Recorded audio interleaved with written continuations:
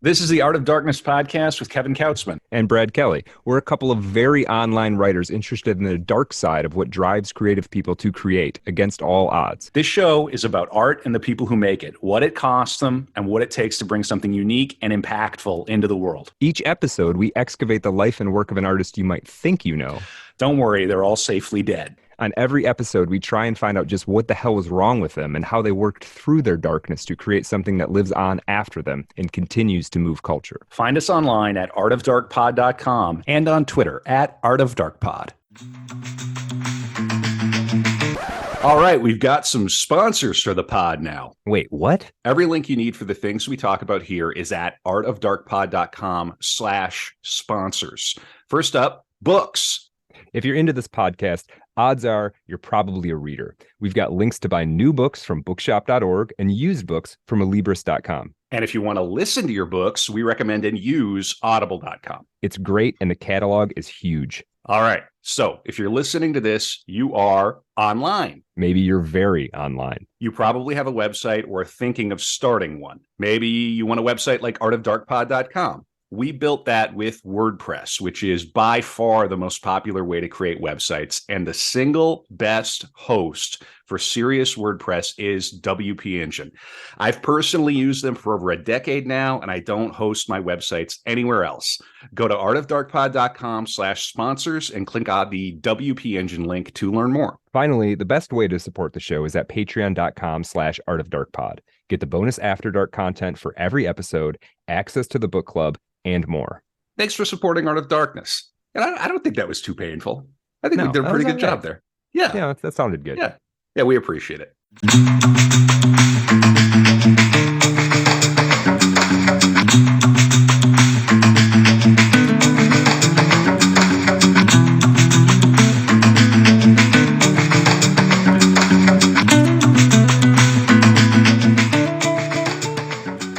As we've covered, Riefenstahl attended dancing academies and became well known for her self-styled interpretive dancing skills, traveling across Europe with Max Reinhardt in a show funded by Jewish producer Harry Sokol. Riefenstahl often made almost 700 Reichsmarks for each performance and was so dedicated to dancing that she gave filmmaking no thought. She began to suffer a series of foot injuries that led to a knee surgery that threatened her dancing career. It was while going to a doctor's appointment that she first saw a poster for the 1924 film Mountain of Destiny. She became inspired to go into movie making and began visiting the cinema to see films and also attend film shows. On one of her adventures, I like that, man. You got to have a life where, like, when they're writing your biography, when they're writing your Wikipedia, you better damned well be sure that they can start a para with on one of his adventures. Right. We need to return to adventures. Return to adventures. Yeah. Don't outsource this stuff to Twitter or to other corners of the internet. Go to the show. Go take the trip. All right. She on this adventure, she met Louis Trenker, the actor, Mountain of Destiny. Then they met. She meets Funk, the crazy director of Mountain of Destiny. I must have you. Yeah. Oh God. Listen. I'm going to say it right now. Leni Riefenstahl is my most problematic wood.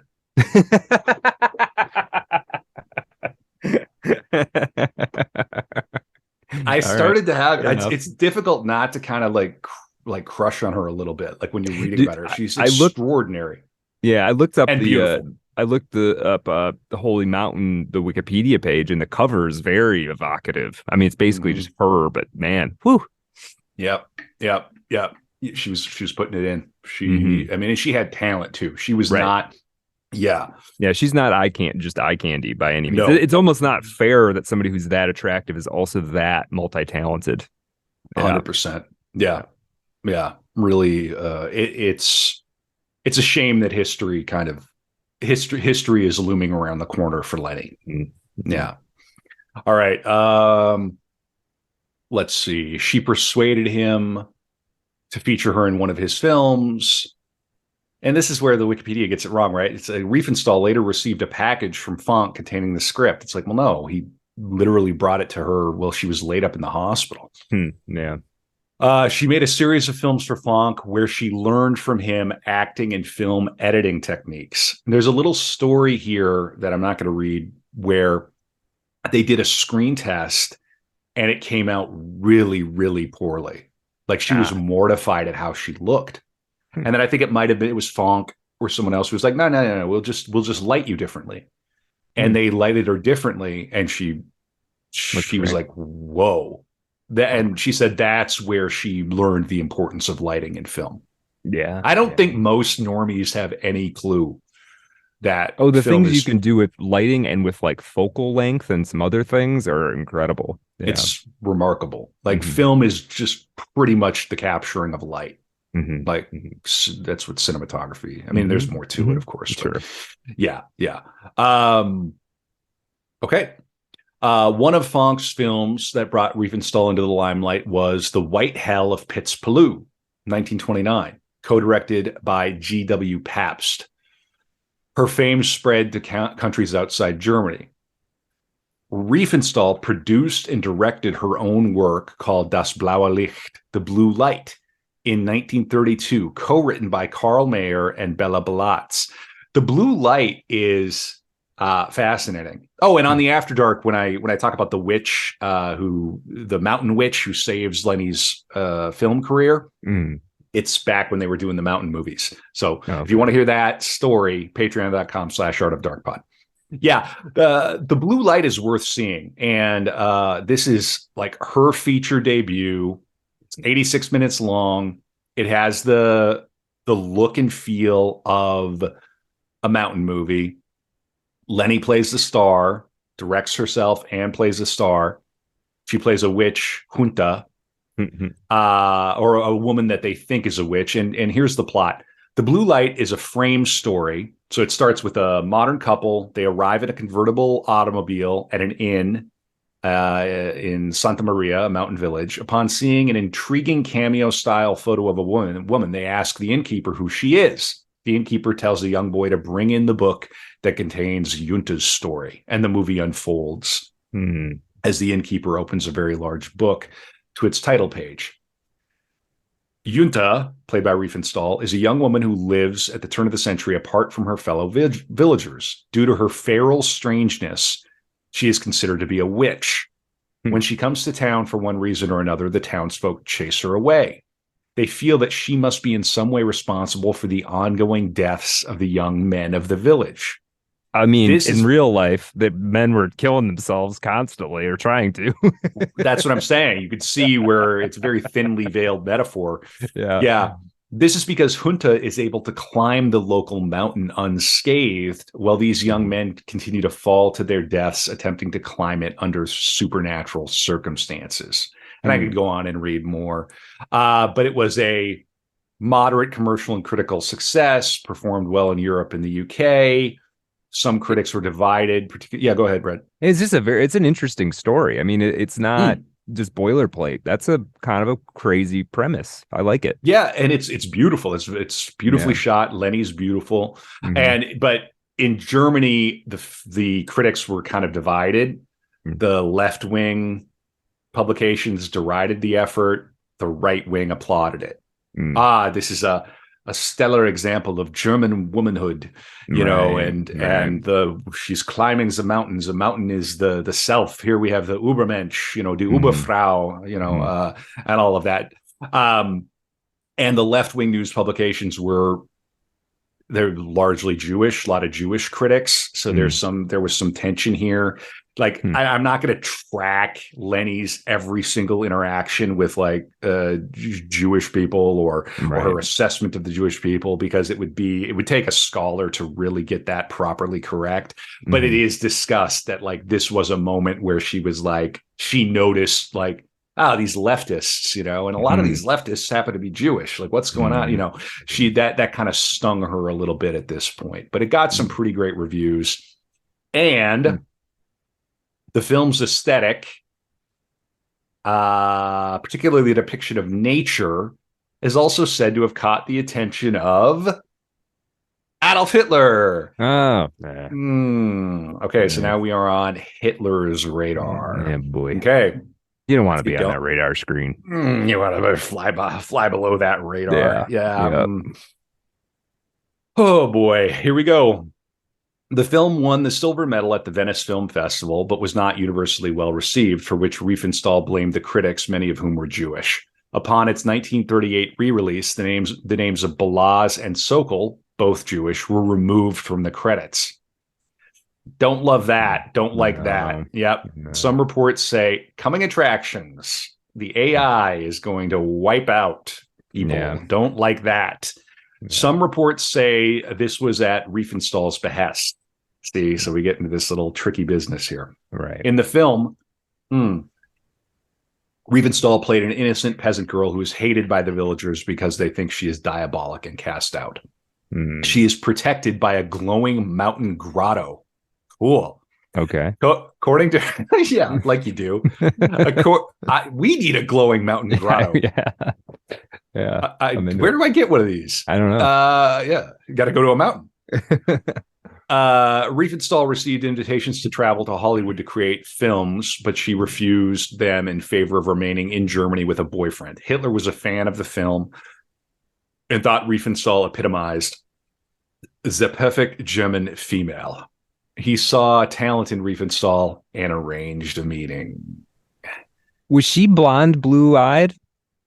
The photos I've seen of her hair's kind of darkish. Yeah, I think she's like kind of darker. Yeah. Okay.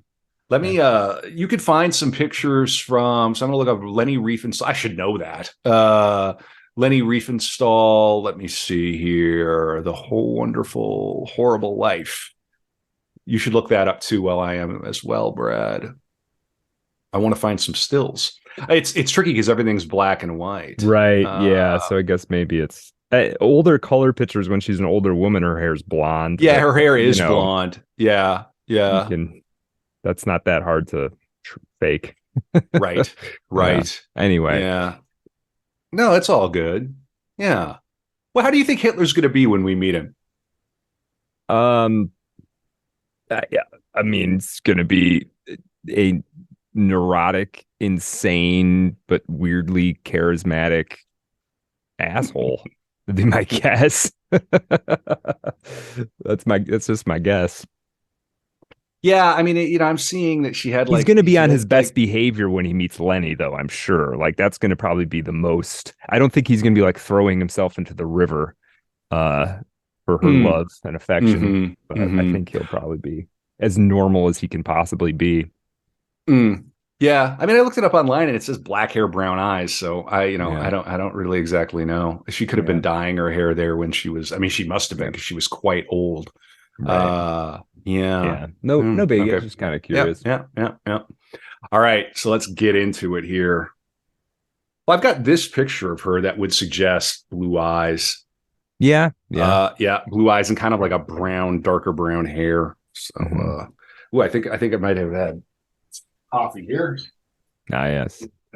Yeah. Oh yeah, I got to stay caffeinated. Oh my God, when we do these long episodes, I got to stay all jacked up here. Yep. All right, let's meet the Austrian corporal.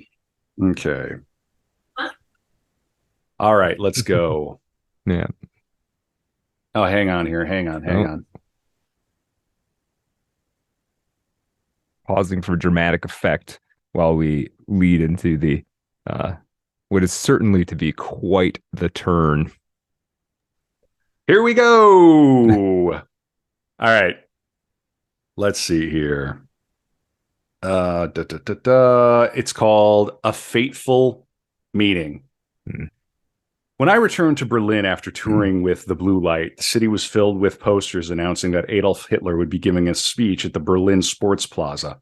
On the spur of the moment, I decided to attend. I think it was late February 1932. I had never before been to a political rally. The Sports Palace was so mobbed that it was hard to find a seat.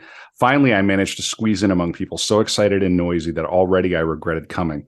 But it was almost impossible to leave, for the crowds blocked the exits.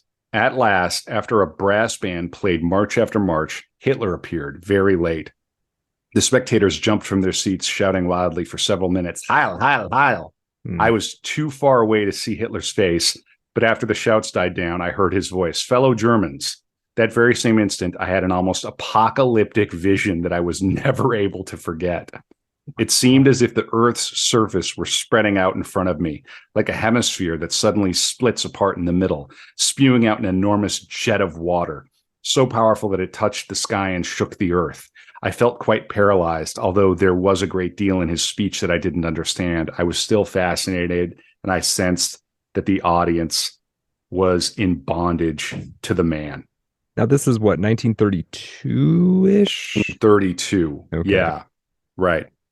Okay, so now the next day, simply in order to talk about Hitler, I met my friend Manfred George, editor of the Berlin evening newspaper Tempo at the Ulstein Publishing House. Until that day, I had no idea what it meant to be a Jew. It was never talked about in my family or among my friends. Had I not been friends with Manfred George, I might have become more entangled in the National Socialist idea. Although an ardent Zionist, he too failed to foresee the full scope of the imminent danger, and his verdict on Hitler was brilliant but dangerous. All right. So, and she's sort of going, yeah, she basically just said there, like, I had a Jewish friend, like sort of like prevented me from going, because she does never become a party member. Oh, really? That's important. Okay. That's important to know. That's huge. Yeah. No, it's a big deal. All right. Okay. However, after hearing Hitler's speech at the Sports Palace, I wanted to meet him personally. I wanted to form my own opinion of him. Was he a charlatan or truly a genius? I simply wished to learn more about him. The closer we got to the day of departure for Greenland, the stronger became my desire to meet this controversial man before I left. Although I apparently had little hope of receiving an answer in time, I wrote Hitler a letter, every word of which I still remember, for I have often had to quote the text. I posted my letter on the 18th of May, 1932. And again, he's just a heavy-duty political figure at this point who's released a best-selling book and who has like a wildly populist movement. Yeah. No, it's important to have that context. Right. This isn't like Hitler in the middle of the war. This is earlier Hitler. Mm-hmm. Recently, I attended a political rally for the first time in my life. You were giving a speech at the Sports Palace, and I must confess that I was so impressed by you and by the enthusiasm of the spectators that I would like to meet you personally. Unfortunately, I have to leave Germany in the next few days in order to make a film in Greenland, so meeting with you prior to my departure will scarcely be possible, nor indeed do I know whether this letter will ever reach you. I would be very glad to receive an answer from you. Cordially, Leni Riefenstahl. She doesn't just stop there. In the Nazi Party newspaper, Volkischer Beobachter, I found the address of the Brown House in Munich, to which I sent the letter. However, the newspaper said that Hitler was not in Munich at the time. He was campaigning in Oldenburg, North Germany. I, therefore, could not count on a response before I sailed. Mm-hmm. During those days before my departure, I was surprised by an unusual visitor, a very senior Catholic priest who later became Cardinal of Cologne, Monsignor Frings. He had already written that he had been asked by his superiors in Rome to meet with me, and now I learned why. Monsignor Frings asked me whether I would be willing to make films for the Catholic Church, the one true faith. As a Protestant, I was absolutely amazed by this offer. From my conversations with the priest, I learned that the blue light had had a strong impact on the Vatican, and more than anything, it was the mystical character of the film that so appealed. I found the priest very likable, and I did not want to disappoint him, but I didn't care for the idea of making films with prescribed themes. Oh, boy. Yeah. So I thanked him for the honor and asked him if I could think it over until after my return from Greenland. All right. One day before our trip, my telephone rang, and the voice said, "This is Bruckner, adjutant to the Führer." I held my breath. "The Führer has read your letter and has told me to ask you whether you could possibly come to Wilhelmshaven tomorrow for the day. We would pick you up," and I'm going to go on. "We would pick you up at the railway station and drive you to Horumerziel, where the Führer is currently staying." There was a pause. Then I heard, "You could leave Berlin tomorrow morning and arrive at Wilhelmshaven at 4 p.m. I thought someone was playing a prank on me, so I shouted down the telephone, "Who is this? Are you still there?" "Wilhelm Bruckner," I heard. "What shall I tell the Führer?" "I don't know who you are." You say Quit you're playing on Hitler's my phone. Yeah. You say you're Hitler's adjutant? I asked, still skeptical. Laughing, he said, yes, I am. Of course I am. You can believe me. I need to get my history correct. Hitler Reich's chancellor. When did that happen? Yeah, 1933. So Okay. at this point, yeah, I take back what I said earlier. He's already the Fuhrer at this point. In Uh, 1932, he is.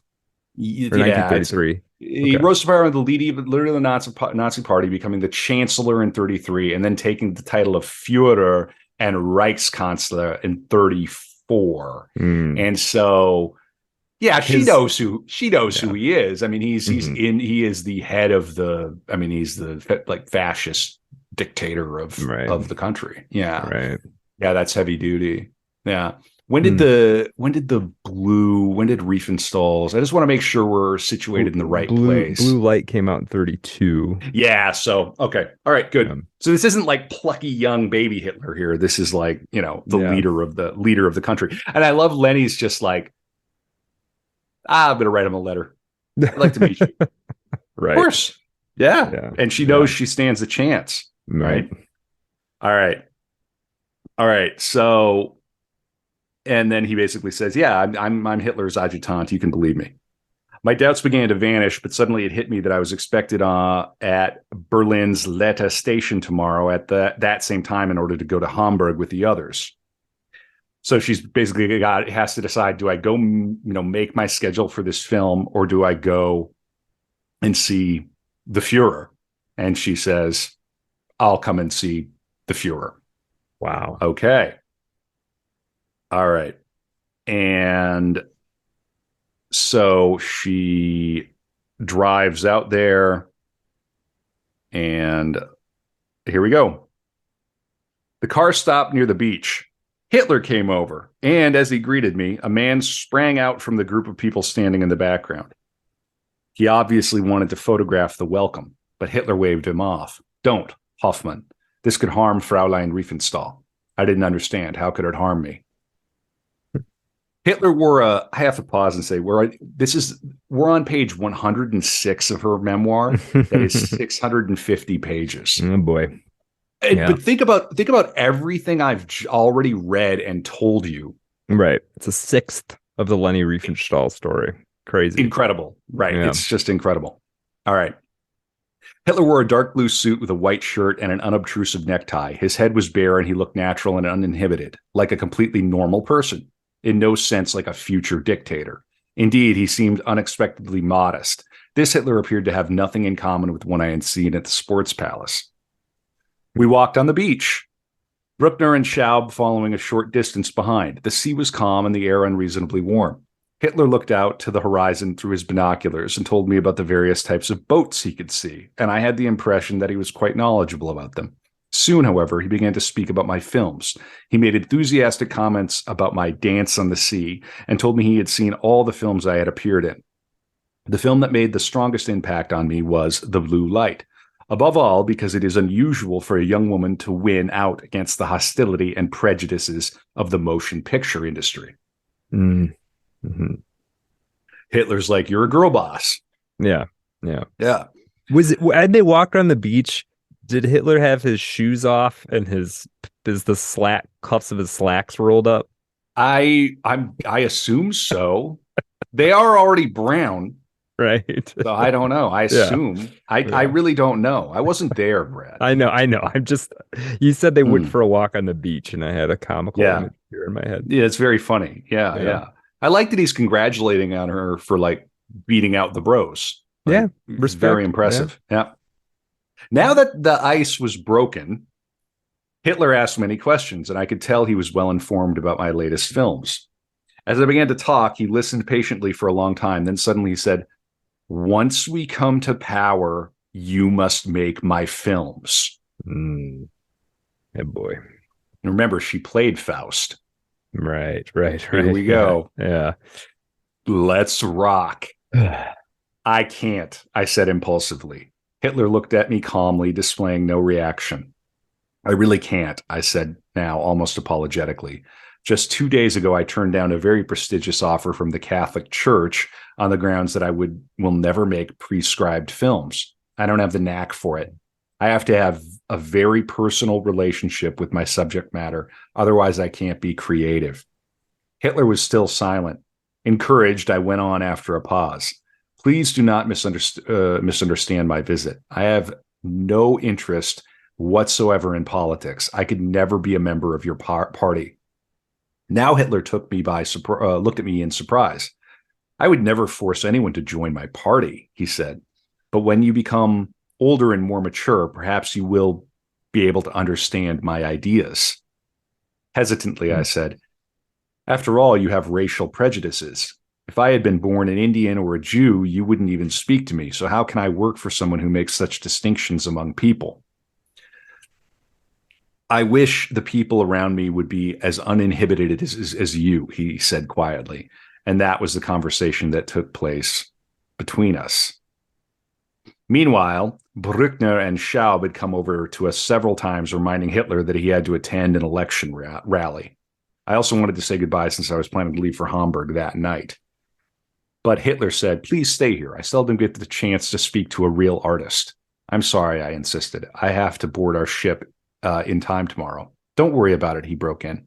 You will be there tomorrow morning. I will arrange for a plane. Wow. Hey, he's getting the PJ out. Mm-hmm. Hitler's just like, yeah, plane.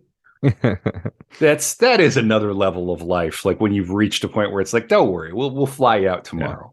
Yeah, in the 1930s. Damn. Yeah, that's a flex. Yeah. That's a flex. Yeah. He told Schaub to find me a room, and before I could protest, the cars arrived and everyone crowded in. They were already very late for the election rally. Perplexed, I remained behind with Schaub. The tiny fishing village of Orumerziel had an inn with a bar and some guest rooms in which Hitler and his men were staying. Since Schaub could not dig up a free room, he gave me his and bedded down somewhere else. Before dark, Hitler came back with his retinue, their cars loaded with flowers. At dinner, everyone, including Hitler, was in excellent spirits. He said no woman had ever been present at any such function, and for him, it was agreeable not to be surrounded only by men. Oh, really? Nazi party, bit of a sausage party. Yeah, well, You say Nazi party, I say sausage party. Yeah. Hitler's not having it. He's like, no. So good, Leni's here. Yeah, it's really funny. After she's hanging out with the boys. Yeah, I mean, yeah.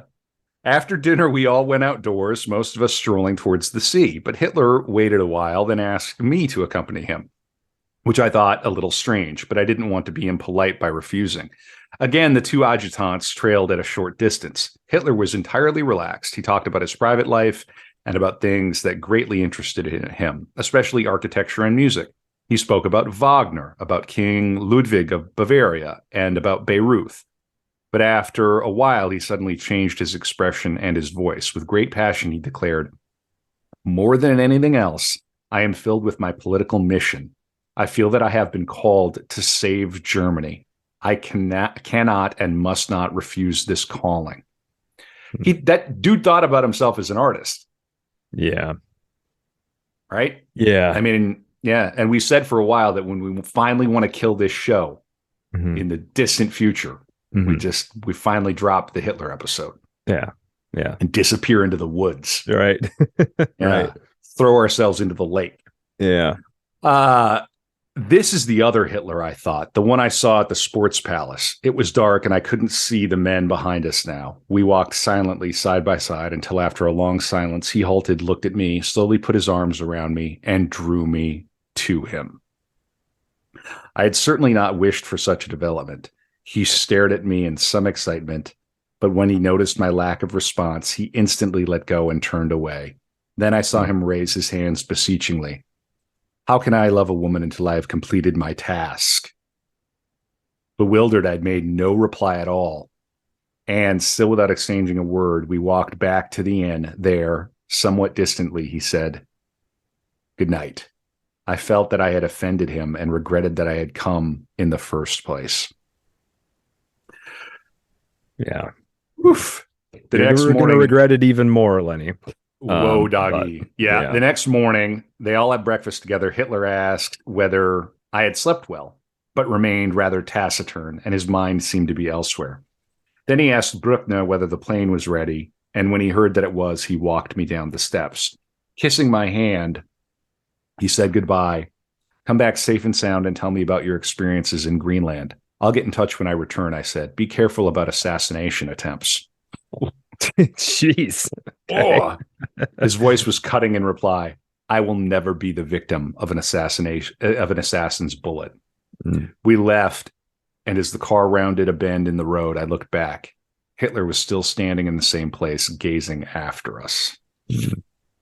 Wow. The cast of characters. The plot Wow. thickens in the Leni Riefenstahl story. Yeah, boy. Now, I'm going to read a little bit about back in Berlin, and this is some business with Goebbels. Okay, I was back in Berlin. Hitler was not yet in power, and his party had suffered setbacks. The posters announced that he would be giving another speech at the Sports Palace. I had promised to tell him about Greenland, so I called the Hotel Kaiserhof and asked for Herr Schaub and Herr Bruckner. This time, Schaub came to the phone and seemed rather disgruntled. I asked him to tell Hitler that I was back from Greenland. A call came just a few hours later. It was Bruckner on the line, wondering whether I had time that same afternoon to have tea with Hitler. We settled on 5 o'clock. As I went up in the lift at the Hotel Kaiserhof, I noticed a short man with a thin face and big dark eyes wearing a raincoat and a felt hat. He kept staring at me unabashedly. As I subsequently learned, it was Dr. Goebbels, later to be propaganda minister. He got out on the same floor as I did, and Herr Bruckner, who was expecting me, also greeted the short man and said, Doctor, the Fuhrer is still busy. Please be seated in the salon. Then Bruckner took me to Hitler's office. Hitler came towards me and greeted me warmly and without ceremony. His first words were, tell me all about your experience in Greenland.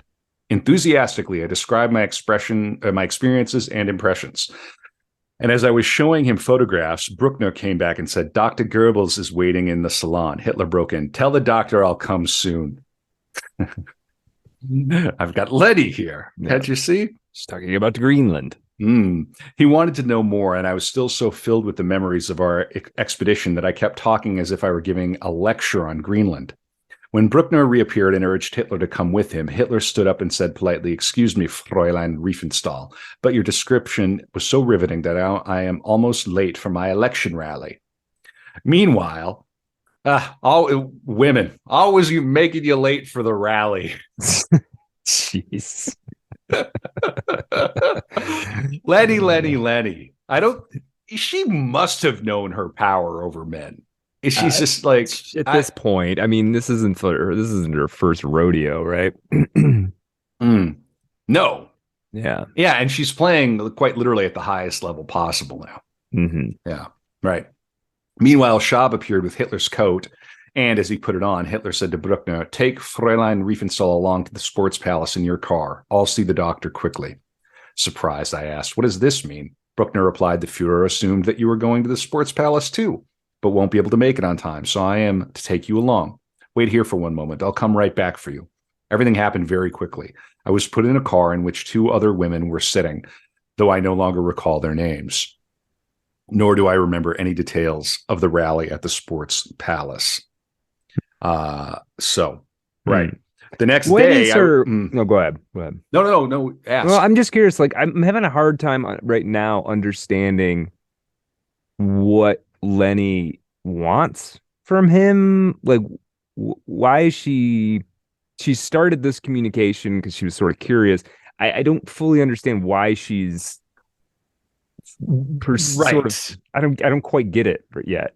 Well, he's the most powerful man in Germany. Okay. You'll recall she was engaged to the best tennis player in Germany. Right. Leni wants to scale the mountain.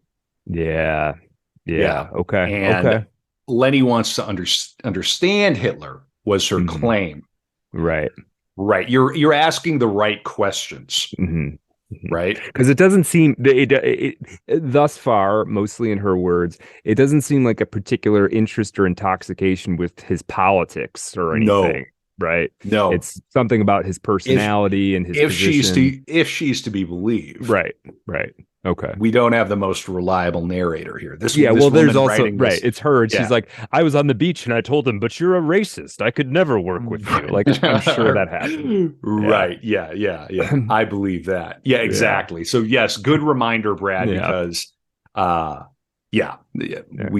worth just kind of having it out there as we go on here. Yeah. I appreciate that. Yeah. She goes on. The next day I was amazed to receive an invitation from Frau Goebbels, whom I did not yet know. I was reluctant to accept, but my interest in learning more about Hitler got the better of me. And my instinct was not wrong, for when I entered the apartment at Reichskanzlerplatz, Hitler was among the numerous guests. Nothing about him recalled the fanatical speaker of the previous day. As I found out from Frau Goebbels, whom one could ungrudgingly call a beauty, such a social gathering was always arranged whenever Hitler wanted to relax in the home of the Goebbels family after his strenuous campaign trips. Artists in particular were invited to such functions. It was here I met Hermann Göring, who was not yet as fat as he became later on when he was the Reich Marshal. He had read stories about my flights with Udet in Greenland, and he wanted to know more about our work together. Göring really was very interested. He and Udet had been in the same squadron during the war, though they hadn't been in contact since 1918. Then Dr. Goebbels discovered me, and again I felt his strange stare as he introduced me to several artists. He was himself witty and brilliant, and a brilliant conversationalist capable of sparking repartee. Nevertheless, although I wasn't able to account for it, I always felt uneasy in his presence. His face was not uninteresting. The large, dark eyes were striking, as were his high forehead, thick, dark hair, and well-manicured hands. The lower half of his face, however, especially the mouth, seemed somewhat coarse. It was odd that this man had such a beautiful wife. Magda Goebbels was a lady, aloof and self-assured, a perfect hostess whom I instantly liked. I did not know any of the 40 or 50 guests, but there was almost no political talk, the main topics of conversation being theater and various cultural events. You can see why this would be catnip to her. We're at the intersection of high culture, art, and political power, all in one place. And we also see a little bit of a trope that's repeated endlessly, which is powerful people like to have some artists around. It makes it seem more sophisticated somehow, right? This happens all the time. Like, oh, this is our painter friend who has he has a We're available for parties. Yeah. That's right. Yeah. I'll be your token novelist at your fancy party. Whatever you need. Yeah. Fly me out. Yep. Token podcaster. Trying to avoid Hitler, which is I love. That's that up till now has been the motto of Art of Darkness, but right. Yeah. Well, okay. Good job, Lenny. Yeah. Trying to avoid Hitler at Hitler's party. Right. I exchanged only a few words with him. He spent most of the evening on a small sofa, conversing intently with Gretel Slezak, daughter of the opera singer Leo Slezak. She was a well-known young singer in her own right, and Hitler had been friendly with her for some time. I knew her only from the stage, where I had seen her in a few operettas. She was blonde, a bit plump, but pretty and highly vivacious. Just before midnight, we don't call people plump anymore, do we? No. Just before midnight, when I was about to leave, she calls out two fatties in like 3 paragraphs here. She's got feelings about. Lenny's got some things about. Her dalliances with the Nazi party are one thing, but the fat phobia, the fat shaming, Lenny, we really need to reassess our right. Okay, let's see. Just before midnight, when I was about to leave, Hitler came over to me and, to my surprise, asked whether he and his photographer, Heinrich Hoffmann, could briefly drop in at my place the next day, as he wanted me to show Hoffmann my stills from the blue light. Quite unprepared for such a visit, I asked nervously, would the day after tomorrow suit? Unfortunately not, said Hitler. Hoffmann and I have to return to Munich tomorrow evening, and we won't be coming back to Berlin for some time. I thought of my tiny lift and said, I live 5 flights up, and the lift in my building is very small. Hitler laughed. We'll manage quite well without a lift. I had no business card with me, so I wrote my address on a slip of paper.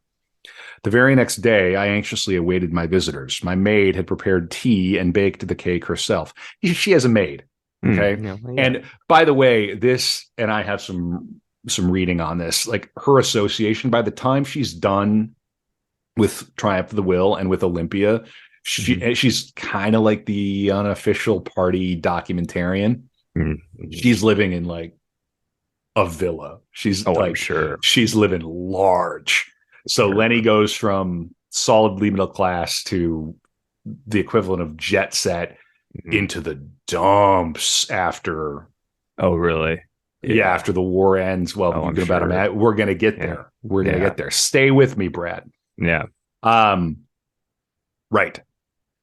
So Hoffman, Goebbels, Hanf, Stengel, and Hitler arrive. Hitler's eyes were drawn to Käthe Kollwitz's charcoal drawings. Do you like these? He asked. Yes. Don't you, Herr Hitler? No, he replied. Those pictures are too dismal, too negative. I disagreed. I find the drawings deeply moving. The expression of misery and hunger in the faces of the mother and the child is brilliantly done. His reply to this was, when we come to power, there will be no more poverty or misery. Then he turned away from the drawings, and my maid served tea. I didn't like what Hitler had said. I was taken aback by his words, and I saw that he knew little or nothing about art. Fonck had given me these drawings, and when I told him about Hitler's imminent visit, he had advised me to take the Kollwitzes down, but I deliberately left them on the wall because I wanted to see Hitler's reaction. She also would claim that they did that exposition of like degenerate art or whatever. Hitler and the Nazi party put that on. And Leni says that was a moment. She says this in the documentary, The Wonderful, Horrible Life of Leni Riefenstahl. She says that's a moment where she started to doubt everything else that he said.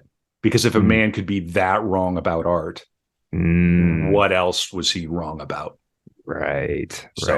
Interesting. Yeah. Okay. After a brief conversation, Hitler asked to look at my photographs. When I showed them to him, he said, "Look, Hoffman, these photos are real compositions. You click around much too much. Better to aim for quality rather than quantity." I turned crimson. It wasn't tactful of Hitler, and I defended Hoffman. These photos cannot be compared with Herr Hoffman's. His job is to snap current events. He can't spend time on composition. Hoffman winked at me in gratitude. Meanwhile, Hanf Stengel sat down at my piano and improvised a few melodies. I noticed that this is like straight out of a movie. Yeah. This is wild. Yeah. I noticed that Hitler was glancing through a book on my desk. I saw that it was Mein Kampf. I had jotted such comments in the margins as untrue, wrong, mistaken, though sometimes I'd put good. I didn't like Hitler reading these marginalia, but he seemed amused. He took hold of the book, sat down, and kept leafing through it. "This is interesting," he said. "You're a sharp critic." But then we're dealing with an artist. Hitler never forgot that episode. Even years later, just a few months before the outbreak of World War II, I was reminded of it in the Reich Chancellery. Oof. Yeah. Okay. And it's really, really funny. She would have probably asked him to sign it, right? Well, yeah. Yep. So she continues to be meeting with Hitler and company, and there's an election. They lose the election. Let me read this. This is another Hitler party. This is the promise of the premise when we do Leni Riefenstahl. This is what you're here for. Yeah. All right. This is the 6th of November, 1932. So we've gone kind of a bit around in time here. Soon I received another invitation from Frau Goebbels. Arriving very late, I was surprised to see how few guests there were. Only now did I learn that this was a special Sunday, Election Day, November 1932, when Germans were voting for a new Reichstag. The outcome, I was told, would be decisive for the party. I had never voted, however, nor did I do so this time. So I couldn't understand why I had been invited. So this is before he becomes Reich's chancellor. It was evening already. One could tell from the faces around me that the news was bad. The tension was hardly bearable. The radio kept reporting further losses for the Nazi Party and gains by the communists. Everyone was very dejected. After the final announcements, Dr. Goebbels went into an adjacent room and could be heard telephoning Hitler in Munich, but I could make out only a few fragments of their conversation. Around midnight, when the preliminary tallies were reported, Dr. Goebbels looked worried. He told his wife, "We're facing hard times, but we've overcome worse crises." Yet I felt somehow that he didn't believe his own words. The next evening, I went to Munich. I was scheduled to give a talk in connection with a new screening of The Blue Light at the Atlantic Theater at the Eisertor. Just as I was about to close the door to my sleeping compartment, I saw Dr. Goebbels standing out in the corridor. He was as surprised as I and asked whether he could come in and sit down for a moment. He had an appointment with Hitler in Munich, and he told me about his personal problems and the power struggles in the party. When he noticed how little I knew about all those matters, he changed the topic and shifted, oddly enough, to the theme of homosexuality. He said Hitler had an extreme dislike of homosexual men, but he, Goebbels, was more tolerant and did not condemn all equally. Goebbels having a normal one. In my opinion, I said, the characteristics of both sexes are present in every human being, especially so in artists. But that has absolutely nothing to do with a defective or inferior character. Surprisingly, Goebbels agreed. So there you go. Okay. Is he just trying to get with her, though? Yes, correct. You know what I mean? Yep. I've got a bit about that too, and you're ahead of what I'm going to read. I understand men. I get them. Yep. Yes, you do. Here we go. Herr Dr. Goebbels. According to the press, the power struggle in Hitler's party was still raging, and Dr. Goebbels, as Gauleiter of Berlin, was playing a major part. It was astonishing to me how much physical energy that little man possessed, as each militant speech was followed by another. I didn't like him, but to be fair, he was very courageous. When he spoke to communist workers in Wedding, a poor district of Berlin, beer mugs were hurled at him. He never left the platform on such occasions, even if he was injured, and he nearly always managed to gain control of the angry crowd and win it over. In Berlin, he was indispensable to Hitler. I found it all the more incomprehensible that the same man who had to devote his entire strength to this last phase of the struggle for power also tried to win me at any price and at such a time. Goebbels telephoned me just a few days after I witnessed Hitler's despair. What I had suspected was now confirmed. No day went by without a phone call from Goebbels. On some days, he even rang me several times and kept insisting that we meet. One afternoon, he stood at my door unannounced. "Please, just for one moment," he asked apologetically. "I happened to be in the neighborhood." I found this very disagreeable, but I didn't dare turn him away. When I asked my maid to prepare some tea, he begged me to be excused. "Please don't bother. I've got very little time. I'm due at a meeting tonight." "What brings you to me, doctor?" "I've got problems, and I wanted to tell you all about them." "Oh, women love that." "I don't think I am the right person." Goebbels ignored my response and began to talk about his problems, especially his political activities, in a manner that seemed arrogant and overweening. Boastfully, he assured me, "I am the invisible wire puller in the Reichstag. I have all the strings in my hand and I make the puppets dance." This sounded so cynical that he appeared a real-life Mephistopheles at that moment, a man who would just as readily serve Stalin if circumstances demanded it. He was a dangerous man. Leni makes that point, too, in the documentary because they keep peppering her about her association with the Nazis, and she goes, "I was an artist. Do we hold the artists who worked in the Soviet Union to the same standards?" Right. And that's really kind of where it begins and ends. That's a great point. Right? It's a fair point.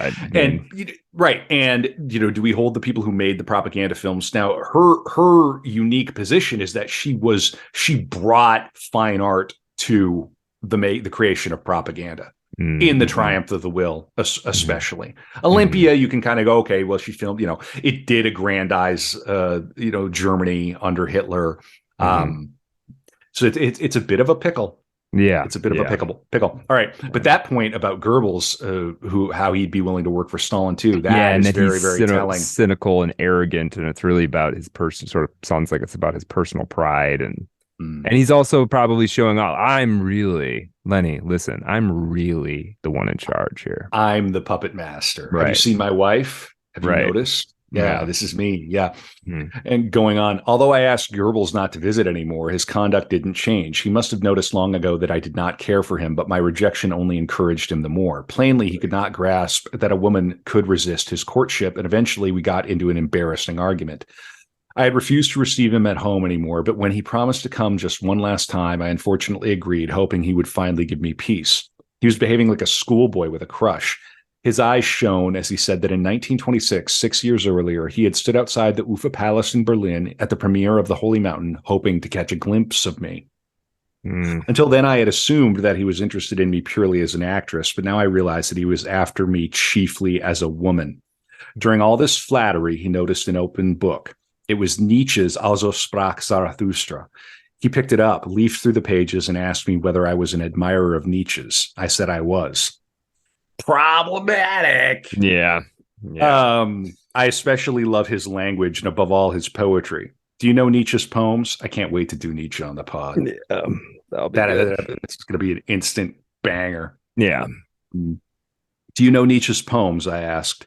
He nodded and immersed himself in the book. Then, to my surprise, he began to declaim passages like an actor. I was glad to see him sidetracked, but he put the book down, came over, and gazed at me as if trying to hypnotize me.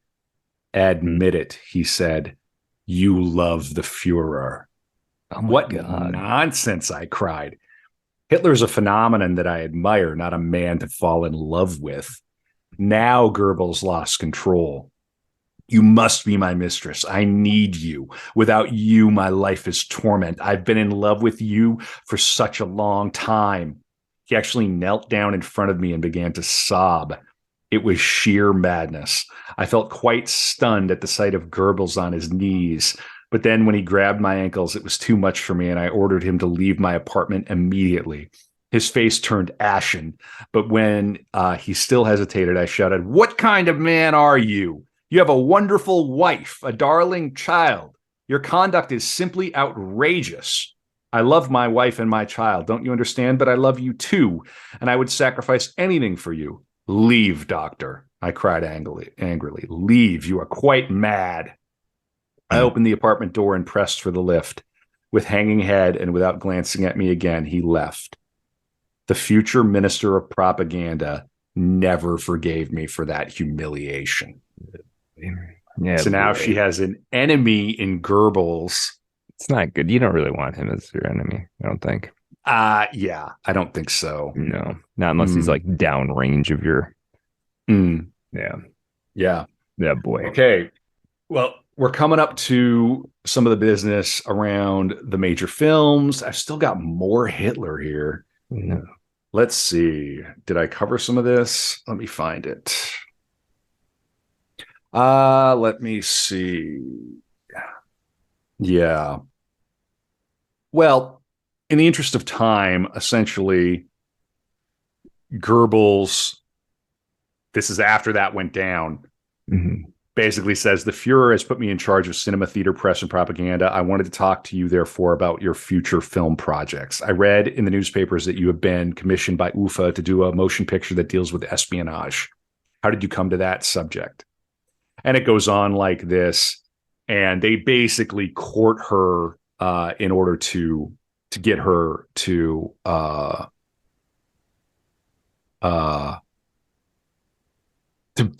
make cinema for them. Right. I'm going to read a little more here. On my return to Berlin, I was summoned to the Reich Chancellery. As before, I was the only woman at the big luncheon table, and again, Hitler had the floor, occasionally echoed by Dr. Goebbels, who, to my dismay, was also present. When the meal was over, I was again invited into the adjacent room, by now familiar to me. A short time later, Hitler appeared with Goebbels, and an embarrassing scene ensued as Goebbels and I tried to hide the tension between us. "Tell me," said Hitler, "about your work in Nuremberg." I couldn't control myself any longer, and I poured out all the humiliation, harassment, and trouble I had endured in Nuremberg. I believe what happened is that they got her to film like an early piece of propaganda for the party, like an early one of the rallies. This is not about the triumph of the will. Okay. And I think she encountered a lot of like trouble. So she poured out all the humiliation, harassment, and trouble I had endured at Nuremberg. I also told them about the bizarre interrogations of Rudolf Hess until, choking back tears, I could not go on. Hitler's face turned crimson, while Goebbels became chalky white as the Führer leaped up and snapped, "Doctor, you are responsible for this. It is not to happen again. The motion picture about the National Party rally is to be made by Fräulein Riefenstahl and not by the party film people. Those are my orders." Full of despair, I exclaimed, I can't. I absolutely can't. Hitler's voice became icy. You can and you will. I apologize for what you have been through. It will not happen again. Then he said goodbye and left the room without so much as glancing at Goebbels. The propaganda minister, his face stony, went off without looking at me either. Then she has to go and meet with Goebbels, and Goebbels says, how dare you tell the Fuhrer these stories, and blah, blah, blah. Goebbels was furious. I can see you're a dangerous person. You tip the Fuhrer off about everything. Get out. I can't bear the sight of you. I mean, this stuff has like the smacks of like high school level dramatics. Right. Right. Just like Goebbels said this and Leni said this, but Hitler said this. And I hope Hitler likes me. I mean, it's just like, oh my gosh. All right. So now we're going to get back into the wiki, and I'm going to do my best to move this sucker along, because I mean, man, this is just an example. We could go 8-10 hours on Leni. We could do an entire season of hour-long Art of Darkness episodes to get at her story. So right. All right. In 1933, Riefenstahl appeared in the U.S.-German co-productions of the Arnold Fanck-directed German-language SOS Eisberg and the Tay Garnett-directed English-language SOS Iceberg. The films were filmed simultaneously in German and English, and produced and distributed by Universal Studios. Her role as an actress in SOS Iceberg was her only English language role in film. So that's a bit of a side story. That's quite a fun cover. If you go to the Wikipedia for SOS Iceberg, it's her like in fur, and there's like a polar bear behind her, kind of looking at her. Cool. Yeah, very cool, fun. So it's plot at a banquet at the International Society for Arctic Research, ISAR. The members toast scientist Dr. Karl Lorenz, about to recreate famed explorer Wegener's ill-fated expedition. Lorenz's team consists of 2 scientists, Dr. Johannes Brand and Dr. Jan Mataszek, his friend Fritz Kummel, their financial backer John Dragan, and their pilot to the Arctic, Lorenz's wife Hella, Leni Riefenstahl. All right. That's cool. So she plays the pilot, Nice. It's just really fun. Yeah, that is quite a cover. She's that's cool. Just different time, man. Very cool. All right. So getting back to, so now this is kind of we're into the propaganda film period, right? So Riefenstahl heard Hitler speak in 1932, which we covered. Describes the apocalyptic vision. I've got one of the books here, one of the biographies. One thing. This is just an observation. If the first time you hear someone speak, you have apocalyptic visions, maybe just avoid that person. Just go, you know what I mean? Right. Just go over there. Go away from them. Yeah. That sounds reasonable. When you're just like, I had an apocalyptic vision. Don't like seek that person out. Here's a little bit about her work at Nuremberg. She arrived in Nuremberg in August to take command with equal measures of steel and elation of a production staff of more than 170 people, including 16 cameramen and 16 camera assistants operating handheld cranked cameras under the direction of Sepp Allgeier. 9 aerial photographers supplemented those on the ground, as did another 29 cameramen from the newsreel divisions of Germany's UFA and Tobis film companies, as well as their counterparts from the European subsidiaries of Fox and Paramount, whose footage would be at Leni's disposal during editing. A technical staff of 10 was complemented by a lighting crew of 17, 2 full-time still photographers, one of them personal, 26 drivers, 37 watchmen and security guards, a sound crew of 13, 2 office workers and their assistants, including her skier lover, Walter Prager, working with her secretary, Erna Peters, and Guzzi Lanchner and his brother Otto, both avid National Socialists. Hans Schneeberger's new wife, Gisela, prepared publicity stills, and to ensure ideological integrity, the staff accommodated Dr. Herbert Seehofer, propaganda consultant to the National Socialist Party. Oof. Boy. Such lavish support is not unusual for a major studio film, but was unprecedented in reality-based filmmaking anywhere in the world, signaling the importance of the project and Leni's stature, now light years beyond anything she had known, or perhaps dreamed as a young dancer or actress. A week after the rally ended, she would appear on the cover of Newsweek as Hitler's friend. And Janet Flanner, writing in the New Yorker, would be struck by the mere fact of her celebrity as she moved in her white greatcoat among the stormtroopers and SS men, a professional woman on her job, and so rare a sight in masculinized Germany today that among the 250,000 spectators assembled, there wasn't a person who didn't know who she was. She is unique, and the white-skirted figure couldn't have been anybody else. Wow. Yeah. I'm going to read a little more. This is fascinating. Leni met logistical challenges that would have defeated any film director without her sense of organization and entitlement. She drew again on her experience with Bonk, who had captured images from the edges of cliffs or from deep within glacial clefts. To ensure a variety of perspectives in Nuremberg, she secured vantage points on rooftops and from man-deep trenches and extendable ladders supplied by the Nuremberg Fire Department. She sent cameramen aloft in planes for aerial views and laid tracks on the ground for cameras to glide on while photographing Hitler, always from below, or clamped roller skates on her crew so they could execute moving shots that, in a studio, would have required rubber-wheeled dollies. Keep her cameramen from capturing one another in cross shots, though they can be spotted throughout the film. She dressed them in designer-made uniforms of light gray, not in SA uniforms, as is everywhere reported, so they might blend into the crowd and still be distinguishable from the black or brown shirts when she needed to find them. Fireworks, magnesium flares and torches, and smoke pots and braziers full of flames dramatized nighttime shooting, suggesting ancient rites made modern by wave after wave of flags, undulating oceans of them emblazoned with the swastika, the most recognizable and potent political symbol of the 20th century. Fortuitously, all Leni Nuremberg's films were built around predetermined programs of events she could use as narrative armature. In compressing a week's events into 2 hours, she omitted some and reordered others for rhythm and impact, some atmospheric, some ideological. It goes on. Yeah.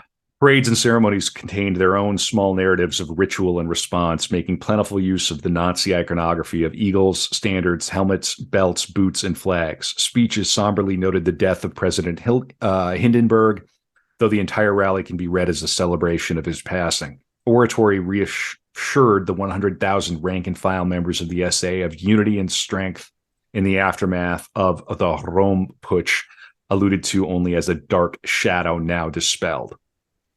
I believe Rome was like his rival. Yeah. Rudolf Hess sang out the rally's theme at the emotional closing ceremony. The party is Hitler, but Hitler is Germany, as Germany is Hitler. Hitler, Sieg Heil. Jeez. Woo! It's some pretty heavy stuff. Boy.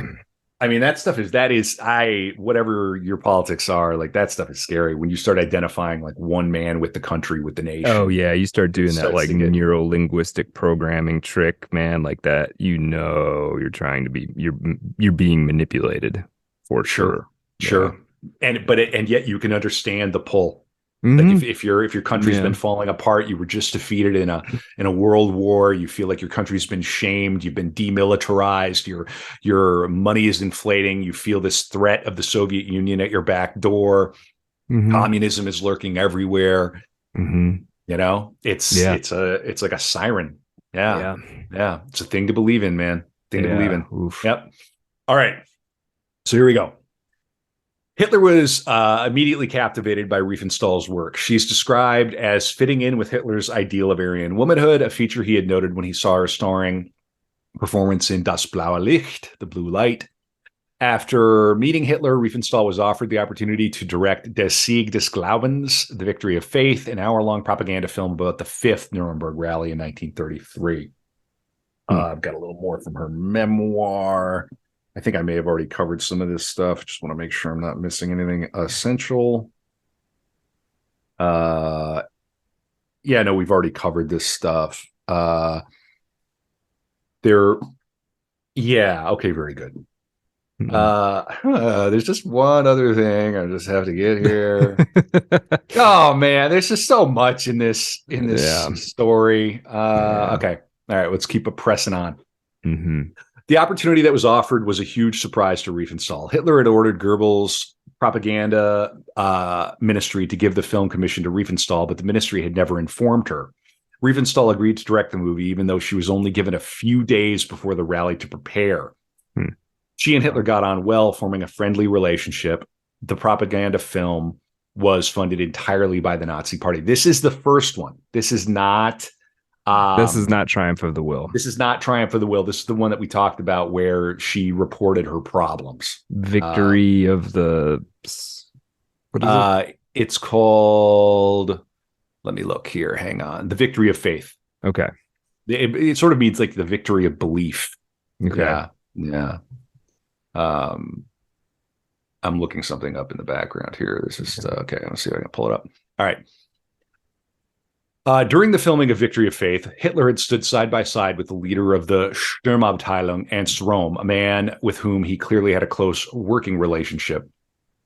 Röhm was murdered on Hitler's orders a short time later during the purge of the SA, referred to as the Night of the Long Knives, which is so metal, by the way. Well, yeah. Metal. It has gone on record that immediately following the killings, Hitler ordered all copies of the film to be destroyed, although Riefenstahl disputed that this ever happened. So that's that first film. Yeah. So we're bouncing a little back and forth here again, but hopefully that's okay. You can track what's happening. Yeah. I'm gonna hit the bathroom. You keep going. Okay. All right. We're gonna keep going. Let's see here. We'll make sure that we're getting what we need out of these pages. Yeah, so she's basically ascended to the heights of her career here. Between Triumph of the Will and Olympia, it doesn't really get much higher for her. I'm going to read a little bit about Triumph of the Will. It was around mid-August when I returned to the house on Hindenburgstrasse where baskets of unopened mail were waiting for me. But afraid of bad news, I opened no letters during the first few days. Finally, I did have to make a start. After sorting out the fan mail, I noticed a large envelope with a return address, Braunhaus, Munich, and rather nervously I opened it.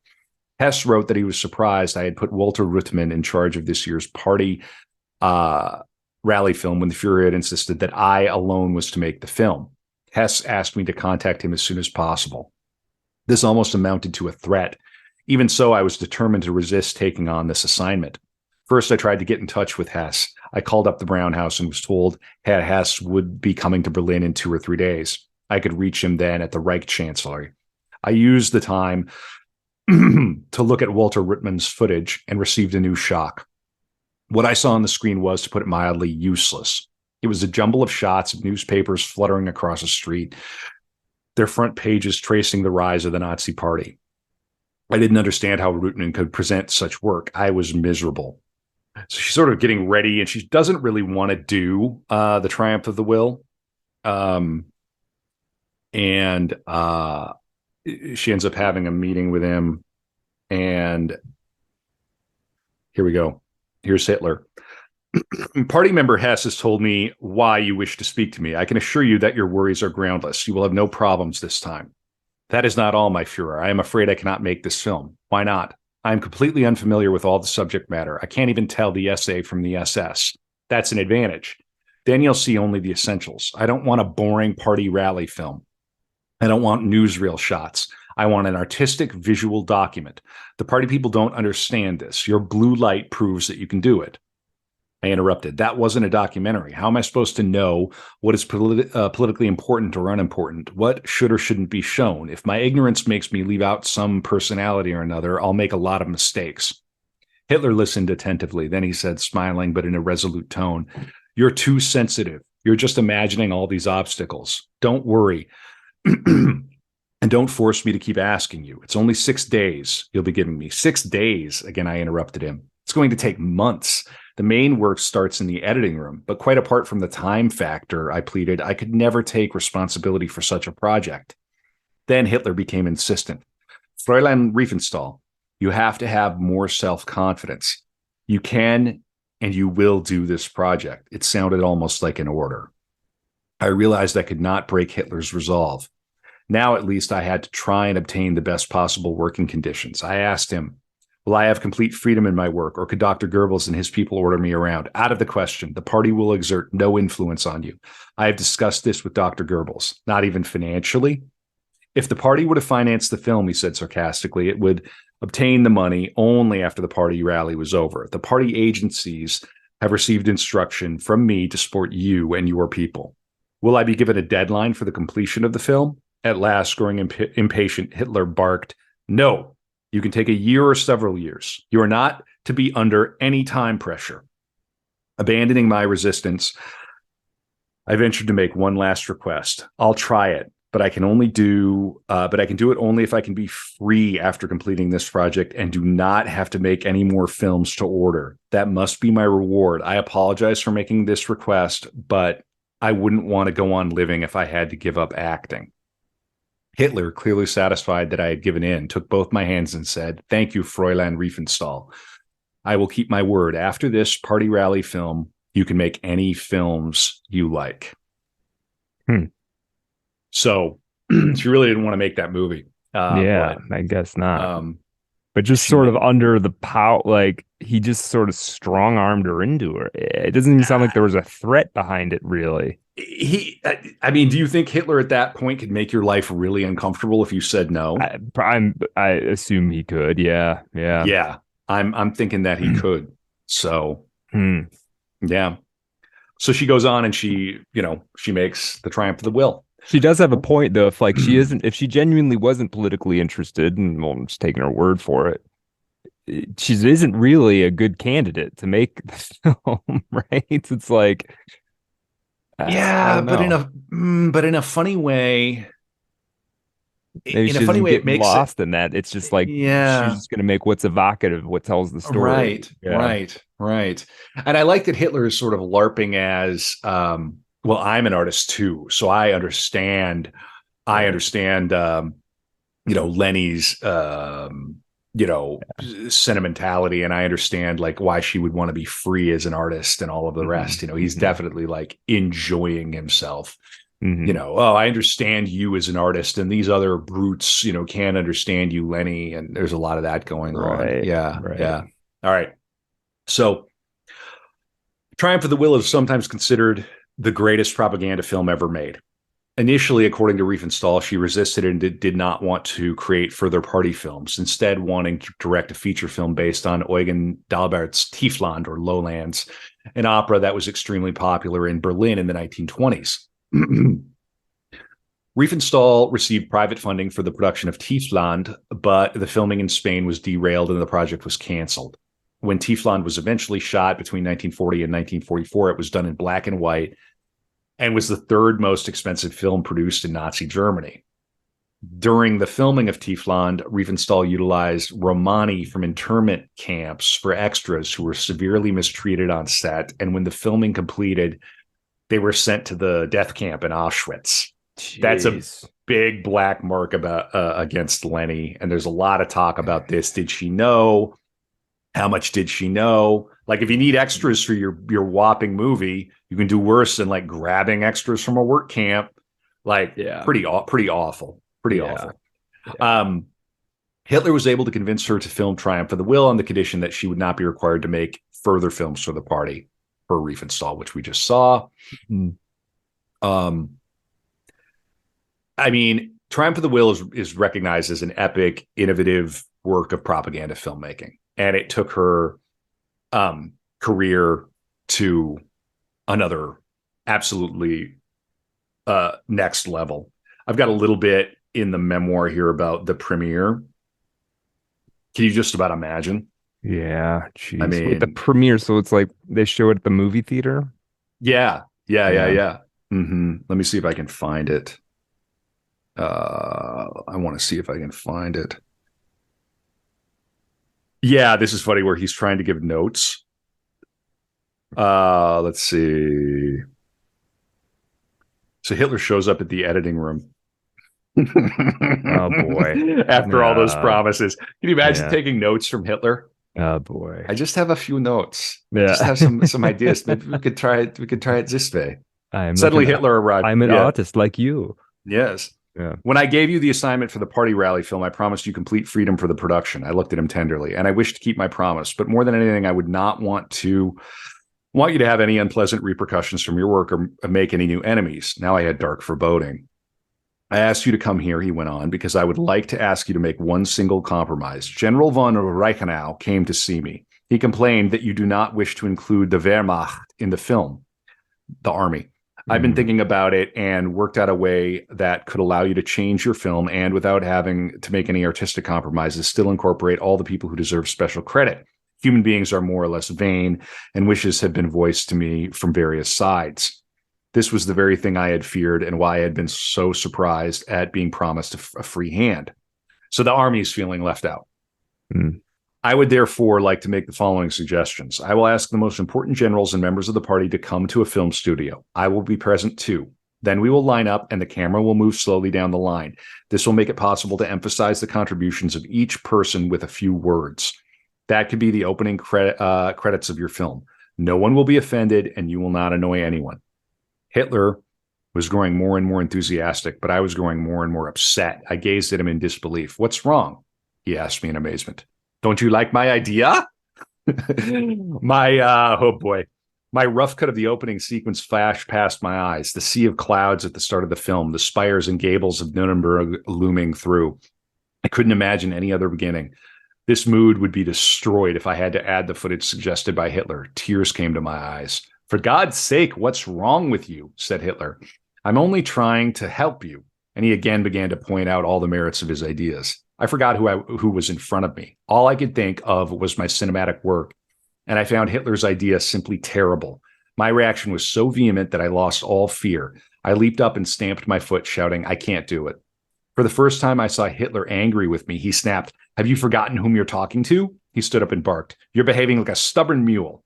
I was only thinking of you, but if you don't want to do it, then let's drop it. I had turned away in order to hide my tears, but then I had an idea. Couldn't I make up for it, I said, by doing a short film on the Wehrmacht next year? That might appease the generals. Hitler was already standing in the open doorway, and, making an almost weary gesture, he said, I'll leave that up to you. Then, accompanied by Frau Hess, he left the room.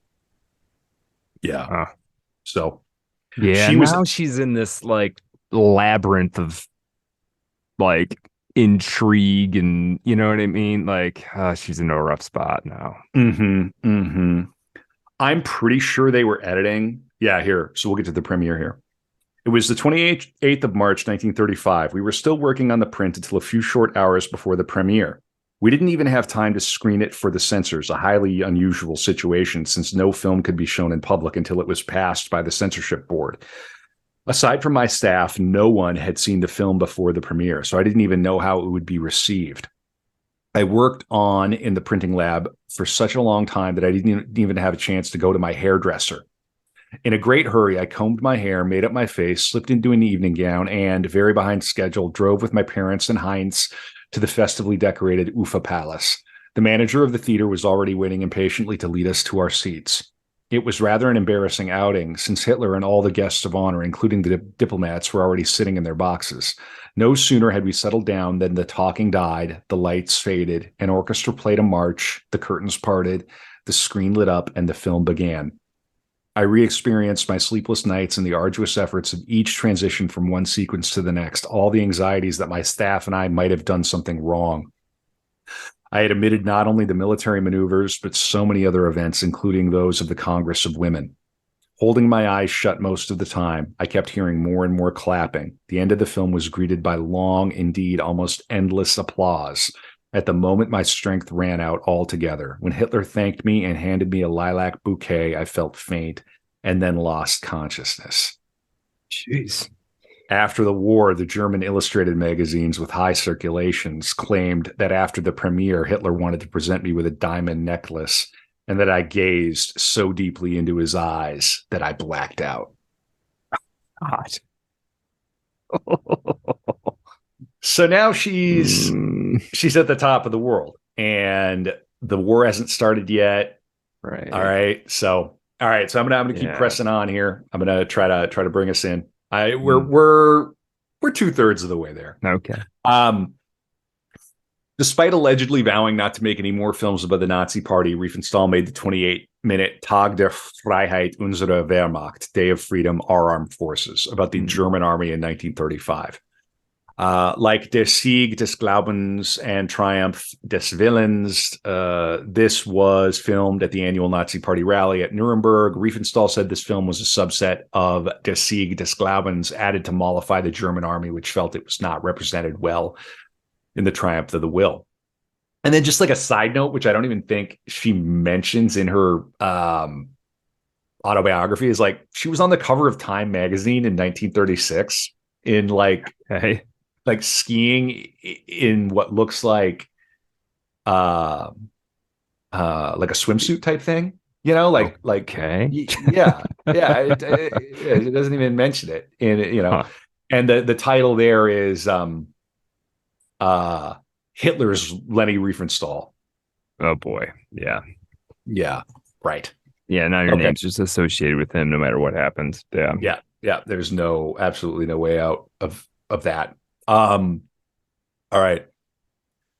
Hitler invited Riefenstahl to film the 1936 Summer Olympics, scheduled to be held in Berlin, a film which Riefenstahl said had been commissioned by the International Olympic Committee. She visited Greece to take footage of the route of the first torch rally, which we still do now, and the game's original site at Olympia, where she was aided by Greek photographer Nellis.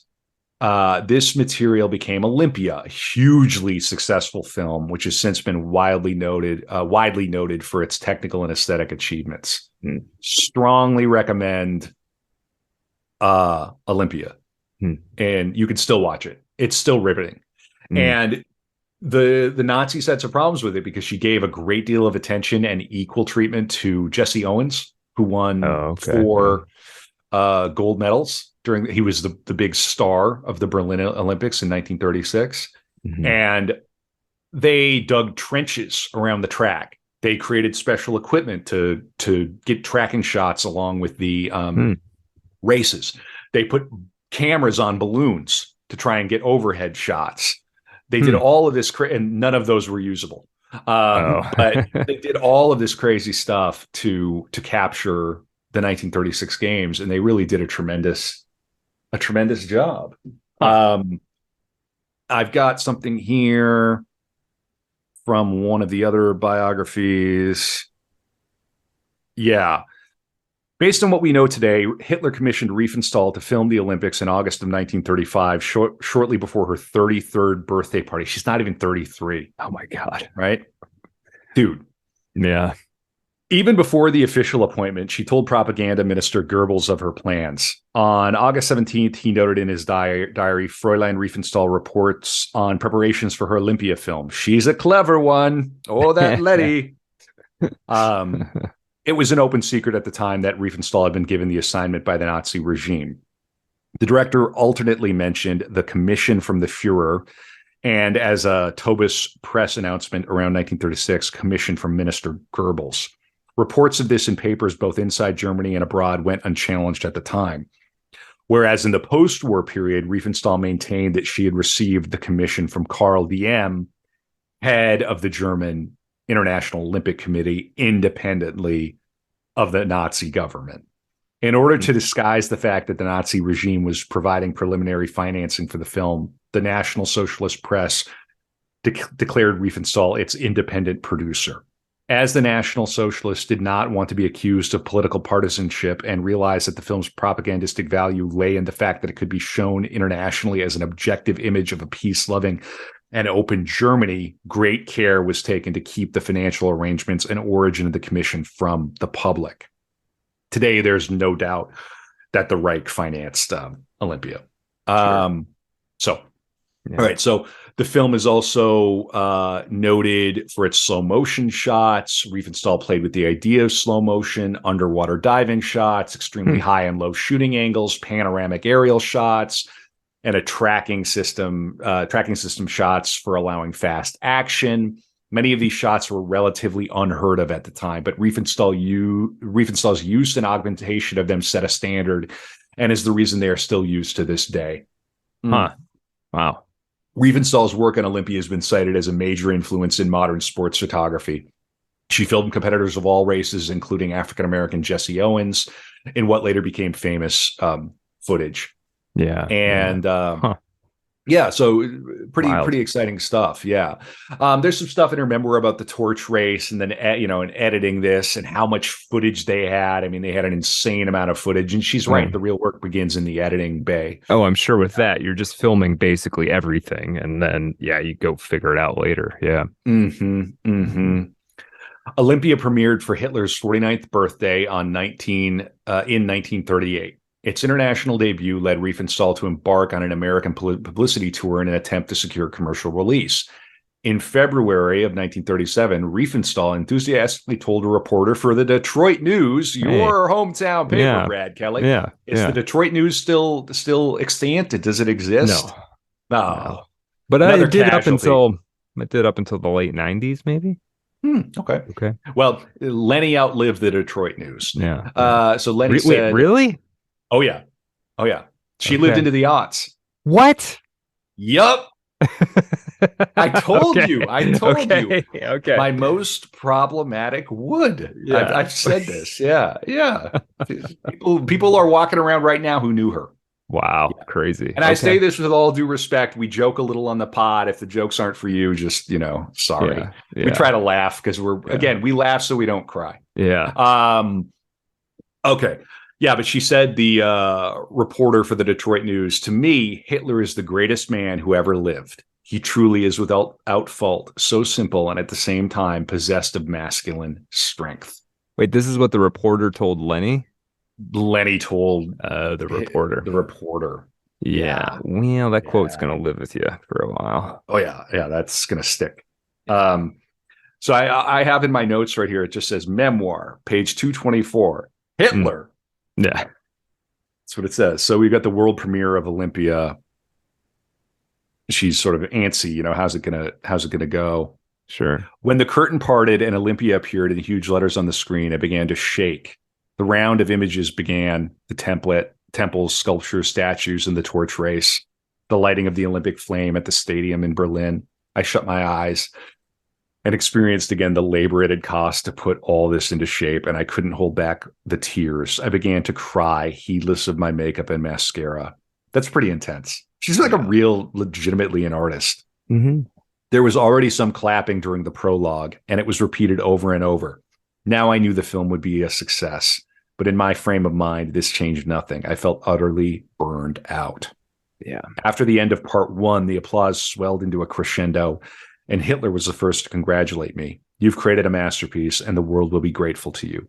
The Greek ambassador, on behalf of his government, presented me with a diploma and an olive branch from Olympia. It was past midnight when the second part ended. The applause had grown even louder. Again, I was taken to Hitler, who didn't seem at all tired. Now, that'd be the meth. Yeah. And who congratulated me again. Now Dr. Goebbels appeared. He took me aside saying, I have to tell you on behalf of the Fuhrer that you may ask for something for your greatest achievement. Unprepared and without thinking, I asked for something foolish. I would be grateful to you, Herr Minister, if you could take Herr Jäger, the former editor-in-chief of Film Courier, back into the Reich film chamber and allow him to accompany me as my press chief on my planned trip to America. Goebbels was clearly irritated. I cannot do that, for I would then also have to readmit others who were expelled for the same reason. I assume he may be a communist sympathizer. With a name like Jäger, it doesn't sound Jewish, but that could mean anything, yeah. I pleaded, Herr Jäger is an unusually gifted journalist. Please grant my wish. You'll be letting yourself in for a lot of trouble with Herr Jäger. Don't let him fool you, I warn you. I will accept full responsibility for Herr Jäger, I said, totally convinced. He's a man of absolute integrity. If only I had an inkling of what I had done to myself by expressing this wish. The reception at the Ministry of Propaganda was the conclusion of that festival premiere. It was already very late when Hitler shook hands with each and every member of my staff, praising them all for their work.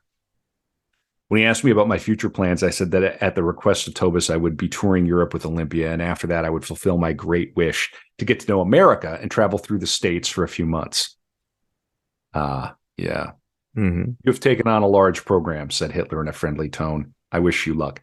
She won the German Film Prize in, Sure. 1938. She won a prize in France. I mean, this movie was just like objectively is to this day, it's watchable. If you want to watch the 1936 Olympics, like, yeah, this is it. Yeah. This is it. This is Mhm. it. Here we've got a chapter called Unexpected Visit. Hitler in June. At this point, it's kind of expected. I mean, unexpected. Right. Yeah. Oh man, that fifth hour in the dark, that Hitler jump scare in the Leni Riefenstahl episode is just, here we go. Hitler. Ah! Yeah. In June, shortly before my premiere tour, I received an unexpected visit from Hitler. When the Reich Chancellor called me up to ask whether I could receive the Fuhrer, I was surprised, and I wondered what was bringing him to me. Lena, my cook, and Mariachin, my maid, actually, well, yes, I'll do this, but then her cook, her maid, okay? Mm-hmm. All right, so this is the life that she's having. We're very excited and fought over who would serve the tea. I want to serve the tea to the Fuhrer. At 4 p.m., Helena told me that a black Mercedes had driven up. In my vestibule, I greeted Hitler and what are they going to drive? A Honda? Right. I greeted Hitler and his companion, Albert Bormann, a brother of Martin Bormann. Both men were in plain clothes, Hitler wearing a navy blue suit. Before entering my living room, Hitler asked Bormann to wait for him elsewhere. So my maid took him to the rustic bar in the basement. Meanwhile, Hitler and I just have a rustic bar in the basement. Mm-hmm. Meanwhile, Hitler and I went into the living room, which was also my screening room. As a precautionary measure, I had asked Herr Kubisch, my projectionist, to come in case I had to show a film. Again, are you picking this up? Cook, maid, projectionist. Okay? Yeah. Her staff. Mm-hmm. Hitler seemed to be in a wonderful mood. He admired the house, the garden, and above all, the interior decoration, which surprised me since it was such a different style from his own rooms. Somewhat awkwardly, I asked, wouldn't you care for coffee or tea? As an exception, tea, but weak, if you please. I have to be considerate of my stomach. Out in the gazebo where Helena had set up a table and decorated it with flowers, she now proudly served her homemade apple strudel. It seldom happens, said Hitler, that I can take time to be a private person for a few hours. I know that you too are a hard worker and have almost no private life. Embarrassed, I stirred my tea in silence. I believe, he went on, that you work too much, just like me. You should take better care of yourself. That was my cue. Now I was able to talk about my work, about disappointments and sleepless nights, as well as the feeling of happiness when a work is successful. People like you, said Hitler, must often be lonely. You probably don't have an easy time of it. Again, his words surprised me, for Hitler had never spoken to me in such a personal way. And since I didn't know how to reply, I was irritated. I wonder, too, about because you know how Auf Deutsch, if you want to be formal, you say Sie and not du. I don't have the original in front of me, but I wouldn't be surprised if there's like possibly a shift in may have started saying du here, which would have been, yeah. I mean, she even says, spoken to me in such a personal way. Going on. Hitler praised Helena's apple strudel and then said, for a woman, you are unusually active and dynamic. That seems to be a challenge to certain men, and you must make enemies. Many people, and not just men, will also resent your triumphs. You probably know that it was difficult even for me to facilitate your work. I thought of Goebbels. Perhaps today I could speak to Hitler about him.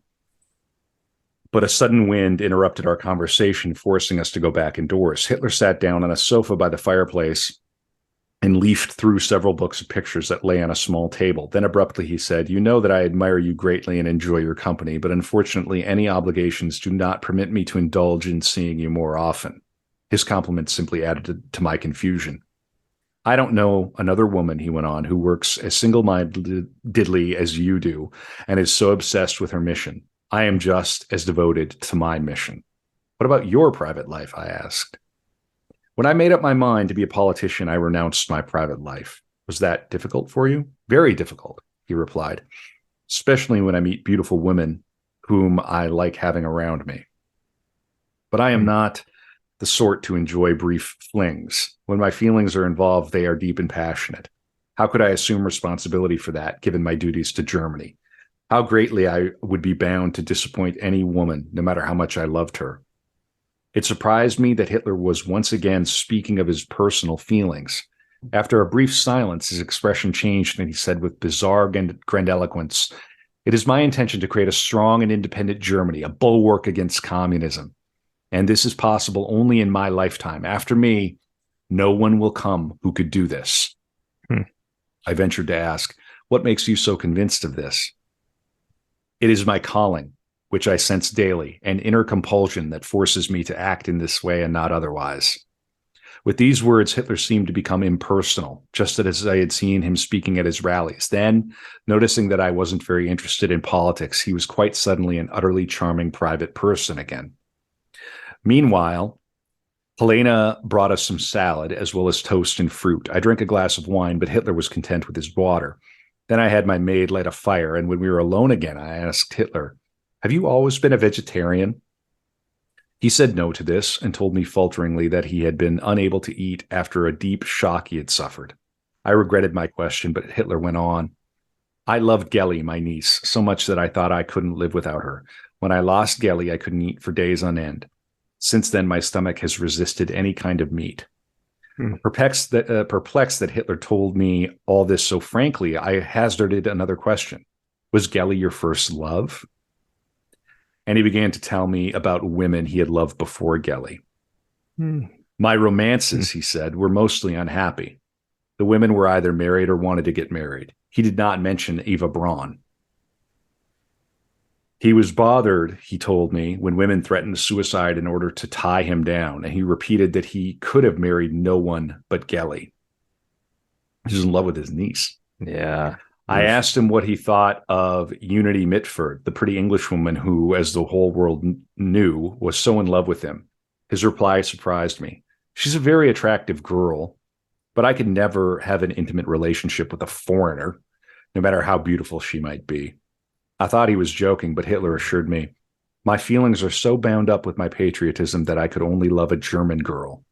Amused, he said, "I can see that you don't understand. Incidentally," he went on, "I would be completely unsuitable for marriage, for I could not be faithful. I understand great men who have mistresses." The tone of this was lightly ironic. Our strange conversation was interrupted when my maid knocked. She wanted to know whether my projectionist would be needed, and although it was already quite late, Hitler wanted to see a film. Netflix and chill with the Führer. Right. Looking toward my list of titles. I don't know. Maybe watch The Godfather. Yeah. Watch The Mask. Yeah. Annie Hall. I don't think Adolf would like Annie Hall. Probably not. I like he's a funny man. Just Woody Allen. He's so funny. He's very funny. He does the funny jokes. Oh, I see. Oh no. Oh, nine. Okay. He picked looking. This scene is so interesting. It's just normal. Yeah. Yeah. Right. Looking through my list of titles, he picked The Big Jump, a farce directed by Funk. In this silent film, I play an Italian goat herd, Trenker's goat, who clambers barefoot around the Dolomites. Schneeberger plays a ski acrobat who flies over the mountain in a blown-up rubber suit. It was almost 11 when the film ended, and Hitler, much amused by it, said goodnight and left with Bormann, who had been waiting patiently in my basement bar. I couldn't fall asleep for a long time. The tensions of the day were too much. Why had Hitler visited me? Why had he stayed on for such a long time? And why had he given me such an intimate glimpse of his private life? That evening, I felt that Hitler desired me as a woman. I'm sure he did. Yeah. I like just this image of Hitler, like, what movies do you have here? Let me go through. Let's see. This looks funny. Yeah. Yeah, let's watch The Big Farce or The Big Jump. Oh, God. I like a comedy. I like a good comedy. Yeah, dude. That's heavy. It's wild. Yeah. And just like, and I think I already got it. I don't need to read this passage, but at this point, she's living large. Sure. Yeah, that comes across. She has her own projectionist. Yeah. Totally. She has a driver. Right. Yeah. Right. She's okay. Great. All right. Mm-hmm. Pressing on as we head into hour 5 of the Leni Riefenstahl episode. Mm-hmm. How are you hanging in there, Brad? How are you feeling? Man, you can kind of feel, obviously this is going to take a big turn, because World War II hasn't happened yet, right? So the other shoe has yet to drop. It does really drive home to me a point that I have already known, but which is, if you're an artistic person, be careful who uses your talent, Mm-hmm. right? Mm-hmm. And things can seem like a reasonable opportunity or whatever.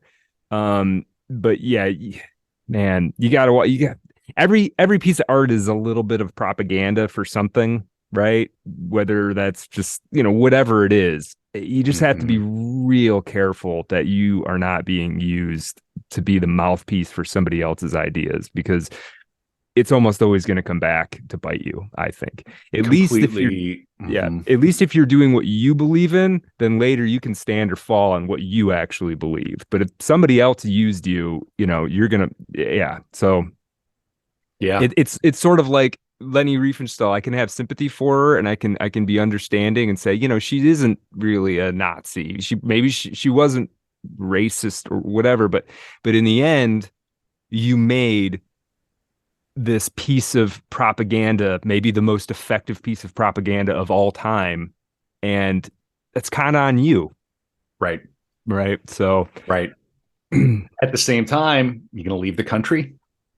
Right. Yeah. I don't know. I don't know what the alternative is. Kind of an all or nothing proposition. Yeah. I don't know what I don't know what the different choices, I don't know what you do and when. And it's easy to say you wouldn't do it, but I don't know. Yeah, the stakes were so high, and it's just such an intense story. So awesome. All right, I will start to press on here. So she arrived in New York on the 4th of November of 1938, 5 days before Kristallnacht, the night of broken glass, when it was a pogrom against Jews throughout Germany. When news of the event reached the U.S., Riefenstahl publicly defended Hitler. On the 18th of November, she was received by Henry Ford in Detroit, your backyard there, Brad. Olympia was shown at the Chicago Engineers Club 2 days later. The president of the IOC, the International Olympic Committee, praised the film and held Riefenstahl in the highest regard. She negotiated with Louis B. Mayer, the Hollywood executive, and on the 8th of December, Walt Disney brought her on a 3-hour tour, showing her the ongoing production of Fantasia. Sure. Cool. I bet she thought that was awesome. Oh, can you imagine? Right. Yeah. But after Kristallnacht, there was a boycott. And I'll read just from the memoirs of Leni about this. She said, I think she was even asked to leave the country. Because she was in the United States when Kristallnacht happened. Yeah. Right. Yeah. Here we go.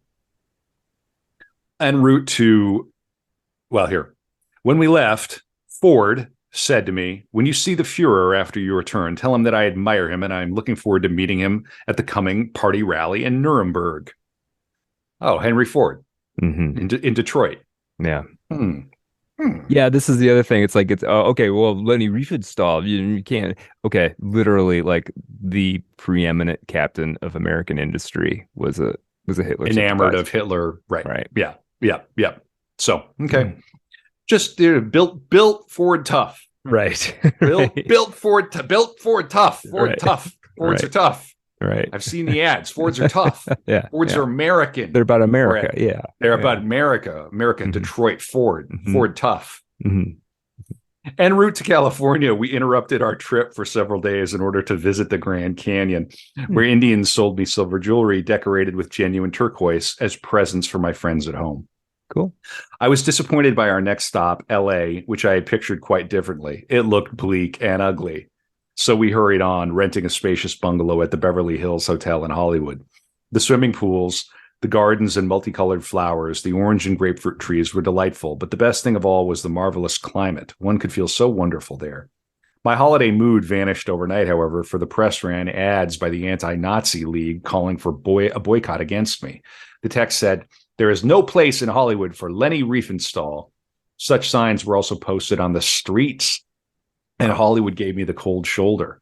This is not surprising after the terrible events of Kristallnacht, but it was a dreadful shock after the warmth with which I had been previously received. I had been greatly looking forward to meeting my American colleagues and viewing the studios of Hollywood, but I soon experienced the first effect of this boycott. My appointment with the manager of Radio City Music Hall was canceled without notification, and I heard later that he had been abruptly dismissed because he intended to premiere the Olympia film in his theater. I wanted to leave immediately since it was no fun remaining in Hollywood under these circumstances. Ignoring the appeal of the Anti-Nazi League, however, many Americans begged me to stay on. The League, they said, represented only a minority, and I had lots of friends here. We were up to our ears in invitations, and I let them talk me into remaining. Then a well-to-do American woman asked all four of us, her partners there, including Stowitz, to her luxury villa in Palm Springs, where we would stay as long as we like. We visited her for a week. In those days, Palm Springs, which was chiefly inhabited by Hollywood stars and other rich Americans, was still a small community. In the midst of a desert landscape, a South Sea paradise created by artificial irrigation blossomed behind tall fences. I had never seen such beautiful swimming pools. To my surprise, I received an invitation from Gary Cooper, who, as I read in the press, had returned very excited from a trip to Germany. I was told he would call for me at my hotel, but then the invitation was withdrawn.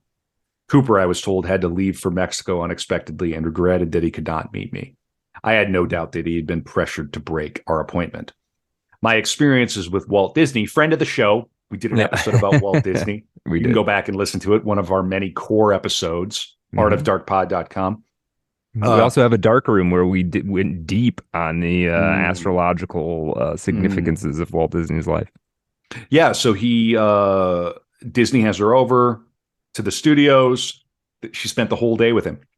Patiently, but also proudly, he demonstrated how his cartoon figures were made. He explained his unusual technique and showed us sketches for his new production, The Sorcerer's Apprentice, in Fantasia. I was fascinated. For me, Disney was a genius, a magician whose imagination seemed boundless. During lunch, he mentioned the Venice Biennale, where Snow White had competed with Olympia. He wanted to see both parts of my film, which would be no problem. The prints were at my hotel and only had to be brought over. Disney reflected, then said, "I'm afraid I can't afford to do that." "Why?" I asked in surprise. "If I see your film, then all of Hollywood will find out by tomorrow." "But you have your own screening room here," I protested. "No one will know about it." "My projectionists are unionized," he said. "People would find out from them. I'm an independent producer, but I don't do my own distributing, and I don't have my own theaters. There's a chance I might be boycotted. The risk is too great." 3 months later, after leaving America, I found out from the American press how powerful the Anti-Nazi League was. Walt Disney was forced to make a statement to the effect that when I had visited him, he didn't know who I was. The leftists in Hollywood. Yeah. Good thing. Thank goodness that's over. Woo. Okay. All right. Yeah. So let's see. I think it's cool she met Disney. I think it's interesting. That's neat. That's too. And I would, with her innovations in Olympia, I'm sure that she found the Walt Disney process fascinating. Yeah, I spilled a little water here, Brad. Vamp a bit. Oh, sure. Yeah. So, yeah, I'm just thinking the fact that she basically invented all of these shooting techniques to make Olympia, and then to see Walt Disney similarly innovating, totally different innovations, but another visionary about how you can bring different things to the screen, Fantasia, as we talked about in our core episodes, Fantasia and Snow White, interestingly enough, a theatrical production of Snow White is part of the Leni Riefenstahl story. I mean, those films were like a generation ahead of their time from a technical standpoint. You went from watching silent films with, scratchy, with cute, with title cards, to Fantasia being on the screen in like 10 years. Yeah, that's kind of hard to imagine, man. Right. Yeah, that's absolutely wild. Yeah, the transition later to like 3D isn't as big as that transition was. I'll co-sign that. Yeah. Totally. All right. So From the Goebbels diaries, researchers learned that Riefenstahl had been friendly with Joseph Goebbels and his wife Magda, attending the opera with him and going to his parties. Riefenstahl maintained that Goebbels was upset when she rejected his advances and was jealous of her influence on Hitler, seeing her as an internal threat. She, therefore, insisted his diary entries could not be trusted. By later accounts, Goebbels thought highly of Riefenstahl's filmmaking, but was angered by what he saw as her overspending on the Nazi-provided filmmaking budgets. Also, it sounds like he tried to shtup her. Yeah. And she rejected his advances. So if she's to be believed, well, Goebbels probably, like a lot of guys would have a grudge. Yeah. Not that he was right, but, surprise, Goebbels wasn't the most savory fella. No. Yeah. And now we're arriving at the war. Don't talk about the war. Yeah, here we go. When Germany invaded Poland on the 1st of September, 1939, Riefenstahl was photographed in Poland wearing a military uniform and a pistol on her belt in the company of German soldiers. Wait, really? Yeah. That's not a good look. That's not a good look, Lenny. She's involved. Oh boy. Okay. Yeah, she had gone to Poland as a war correspondent. On the 12th of September, she was in the town of Konski when 30 civilians were executed in retaliation for an alleged attack on German soldiers. According to her memoir, Riefenstahl tried to intervene, but a furious German soldier held her at gunpoint and threatened to shoot her on the spot. She said she did not realize the victims were Jews. Photographs of a seemingly distraught Riefenstahl survive from that day. And I've got this business from her memoir because it's an important incident that kind of kicks off the war for her. All right. Why is she wearing the uniform? Well, she's but I mean, a war correspondent. Well, she's probably attached to a unit, Yeah. All right. We walked over to the marketplace where a large number of German soldiers were gathered, and in their midst, some Polish men who were digging a pit, the grave for the dead German soldiers. Our soldiers were extremely excited, and the faces of the Poles exhibited a deathly fear. They understood no German and were terrified that they were digging their own grave. Now we get to the hell on earth part of this episode.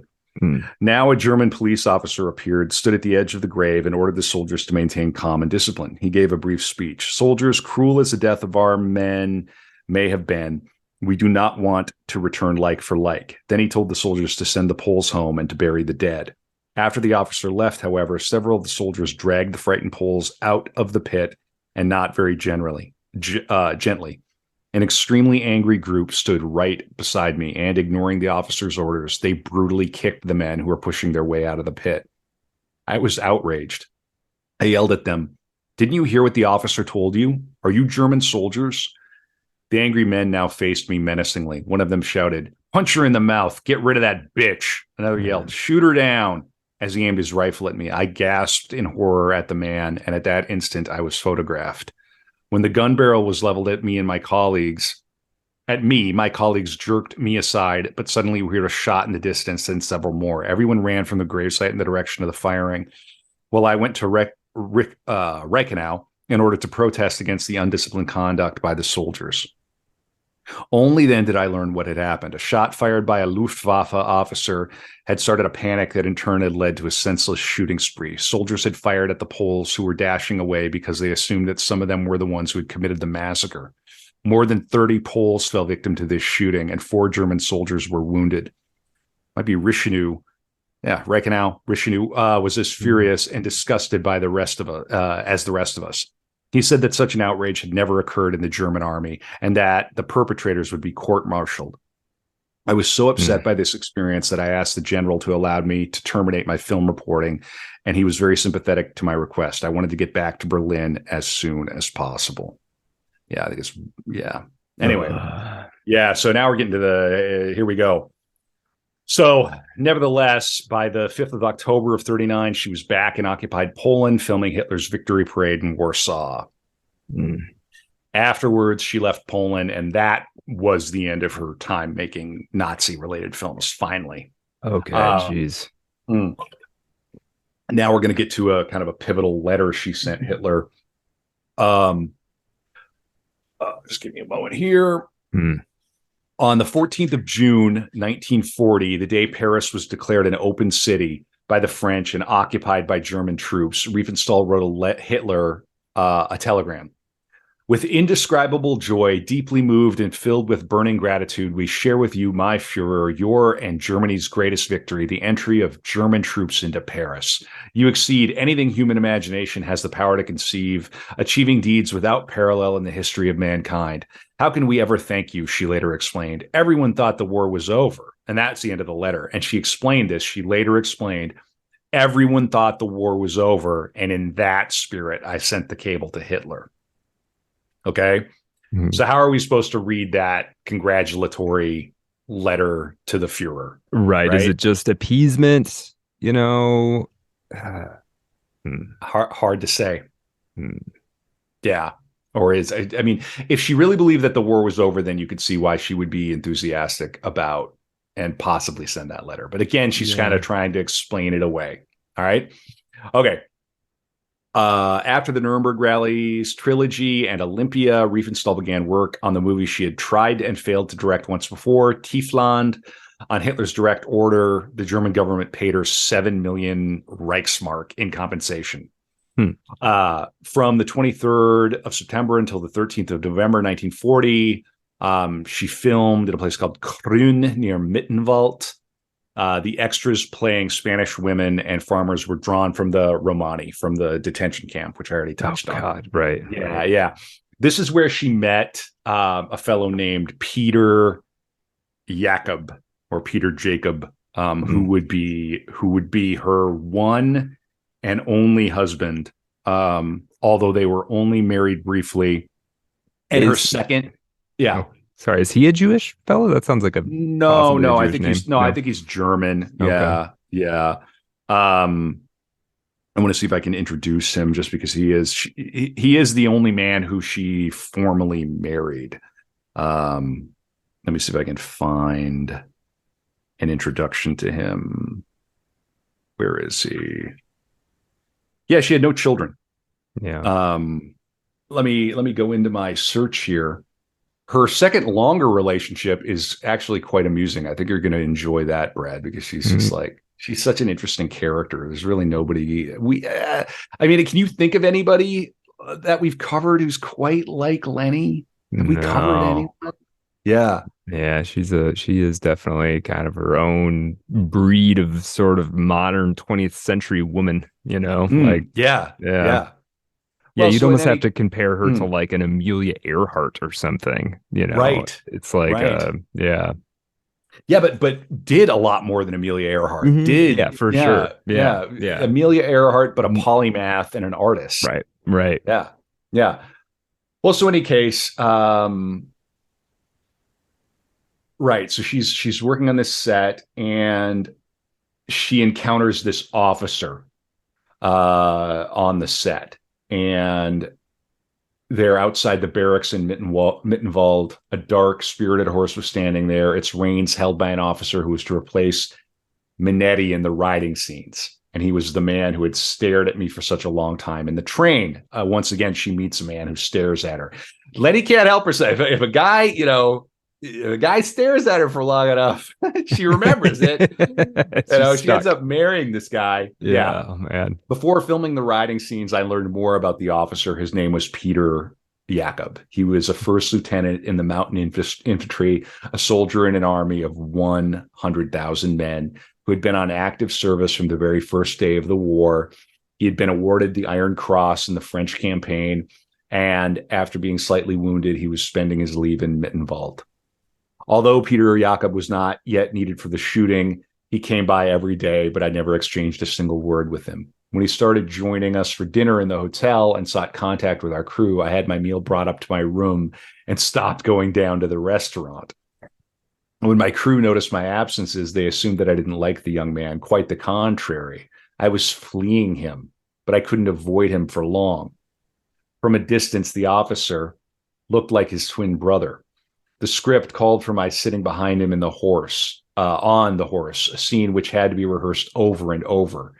The horse, unnerved by all the people, often began to rear, and I was happy when these rushes were finally completed. I believed I would no longer see the young officer, but I was quite wrong, for he remained nearby even though the riding sequences were done, becoming friendly with several members of my crew and joining them in our hotel every evening. When I learned that he had even rented a room in our hotel, I was angry. His pushiness merely increased my resistance. Mariachin, my maid, was supposed to take care of the film wardrobe near my room on the second floor, and when one day I came up to change clothes after shooting, she put her finger on her lips and pointed to the couch where First Lieutenant Jakob, in full uniform, appeared to be asleep. My maid whispered that she had given him headache pills. I took away my clothes in order to change in my room, while the girl brought me a bottle of mineral water and departed to her room in a different building. There was a knock at the door, and when I asked who was there, I got no answer. The knocking grew louder, and still there was no response. Then it turned into an ear-splitting pounding. Indignant, I opened the door a crack. Peter stood there. He shoved his boot into the crack, pushed through the door, closed it, and achieved his purpose after some fierce resistance on my part. Never had I known such passion. Never had I been loved so intensely. This experience was so profound that in a way it changed my life. It was the beginning of a great love. And when Peter Jakob's leave ended, it was like separating forever. Peter Jacob. Yeah. Anyway. Wow. Okay. Wow. Huh. She got, I think they say ravished. Yeah. And she was into it. Again, like a movie. Right. Just Mhm. pounds on her door, sticks his boot in the door, comes in, she's into it. There's a lot of men in her life pounding on the door, making outrageous demands. Yeah, there is. There's an awful lot. Yeah. There's an awful lot going on. All right, I am going to try, in the interest of time, I'm going to try to push through here because we've got a lot, and I feel like I've painted a pretty good picture. Absolutely. Of Leni so far. So great. So they're filming Tiefland. There's this business with the Roma, almost to the end of her life, despite overwhelming evidence that the concentration camp occupants had been forced to work on the movie and were later sent to the Auschwitz death camp. Riefenstahl continued to maintain that all the film extras survived. She even sued filmmaker Nina Gladitz, who said Riefenstahl personally chose the extras at their holding camp. Libel laws are different in Europe. Mm-hmm. She had, if I understand it properly, she had a lot of lawsuits and she won a lot of libel cases. Oh, really? Gladitz had found one of the Romani survivors and matched his memory with stills in the movie for a documentary Gladitz was filming. The German court ruled largely in favor of Gladitz, declaring that Riefenstahl had known the extras were from a concentration camp, but they also agreed that Riefenstahl had not been informed the Romani would be sent to Auschwitz after filming was completed. This issue came up again in 2002 when Riefenstahl was 100 years old. She was taken to court by a Roma group for denying the Nazis had exterminated Romani. She apologized and said, "I regret that Sinti and Roma people had to suffer during the period of National Socialism. It is known today that many of them were murdered in concentration camps." Wow. I do have to move us toward the end of the war. I am going to give us, so something really terrible happens to her personally. July 1944. Her father dies rather young, like in his 60s. Okay. And at the moment she's standing by her father's grave, they attempt to assassinate Hitler. Right? Yeah, with it and whatever. That's I think we tell the story of that in the Jung episode. Yeah. And her brother is killed.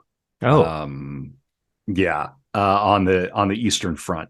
Oh, so he was a combatant, huh? Yeah. Okay. So let me read here. At the exact time of the attempted assassination of Hitler, so we're in July of 44, I was at the Dahlem Forest Cemetery attending my father's funeral. My father had died far too prematurely, aged only 65.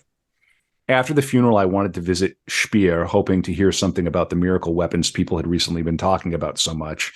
But when I entered his office on Pereserplatz, he was just hurrying out of the room. As he flew past me with a quick hello, his secretary told me he had been urgently summoned by Goebbels, but we still knew nothing about the attempt on Hitler's life. And it goes on. In Kitzbühel, more terrible news awaited me. My brother had been killed in Russia. His death was gruesome. A grenade had torn him to bits. The disaster occurred at the very same time the bomb exploded at the Fuhrer's headquarters, and I stood at my father's grave. I have never fully recovered from my brother's horrible death and still cannot forgive myself for failing to approach Hitler just once in connection with a personal matter, all because I felt inhibited about turning to him in this difficult phase of the war. She could have asked to bring him back. My brother had fallen victim to internal intrigues. Charged with buying meat on the black market and making pejorative remarks about the war, he had in fact been denounced by a colleague employed in my father's business, and the accusation stuck to Heinz like a curse. Despite his valor, he was never promoted, and as he wrote me, he was constantly detailed to death commandos for a while, even to a punishment battalion. And it goes on. I could go on, but she, her father's business, by the way, like took off when she became a big deal. Yeah. Like they sent contracts to him. Like they shoveled work his way. Yeah. But she views the attempt on Hitler's life as a tragedy. Is it? Yeah, it's a bad day. It's a bad day for her all around. Yeah. The war is ending. The world. Very few people will live through an apocalypse the same way that Leni Riefenstahl will. With so much to lose, and then truly, not just your own life falls around you, but your country, your nation falls around you. We lost the war. I've got a little bit about her last meeting with Hitler. So let's see. One moment. So she's at the Grand Hotel in Kitzbühel. A Luftwaffe officer, obviously drunk, dashed toward me with outspread arms and shouted, "Leni, do you remember our night of love? You were as tender as a kitten." I stared speechlessly at this lunatic. In fact, we all halted in our tracks. Then Peter lunged forward and punched him so hard that the officer hit the floor. And while several people attended to the drunken officer, we sat down on the table. I was happy that my husband, who was extremely jealous, behaved well and I believe that I had never before set eyes on the man. Let's see. Here we go. How often I have been asked about my impressions of Hitler. This question has always been the one that everybody asks, especially when I was interrogated by the Allies, but it was not easy to describe my reactions to Hitler in those days. On the one hand, I was extremely grateful to him for protecting me against enemies like Goebbels and others, and for respecting me as an artist. But I was indignant and ashamed when I returned from the Dolomites in the autumn of 1942 and for the first time saw Jewish people forced to wear a yellow star. It was after the war where I learned from the Allies that they had been taken to concentration camps and exterminated. Although my earlier enthusiasm for Hitler had cooled, the memory of it was still alive in me, and my feelings during our meeting were very mixed.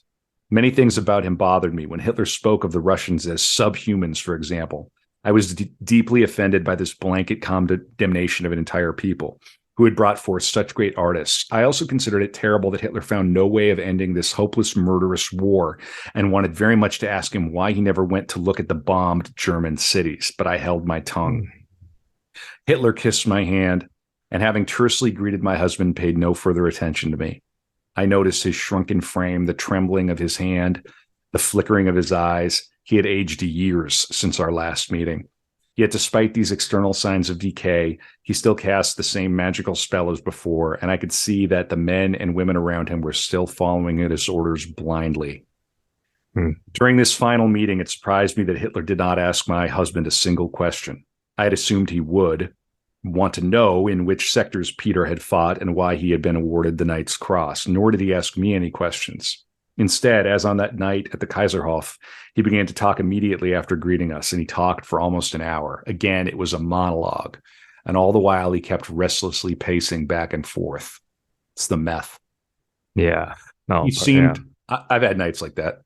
He seemed preoccupied chiefly with three topics. First, he spoke in detail about the reconstruction of Germany after the war, about how he had commissioned many photographers and specialists to do shots of all artwork, churches, museums, historic buildings, so that they could be precisely reconstructed.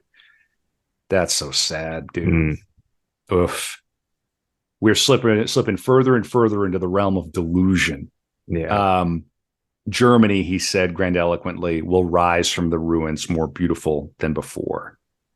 And he continued to talk about Mussolini and then England, at which point, trembling with rage, clenching his fists, he shouted, "As sure as I'm standing here, no Englishman will ever set foot on German soil." Then he launched into a diatribe of hatred against England. He spoke like a rebuffed lover. For everyone in his entourage knew how much he had admired the British. It's true. He thought that the British and the Americans would come to their senses, as he described it, and fight on the side of Germany against the communists. Oh, yeah. I didn't know. I didn't realize that. Yeah. Yeah. Hitler was a madman, but not in the way people think. Yeah. Like, he was, it was read the table talks if you're genuinely curious about what he was actually thinking. Yeah.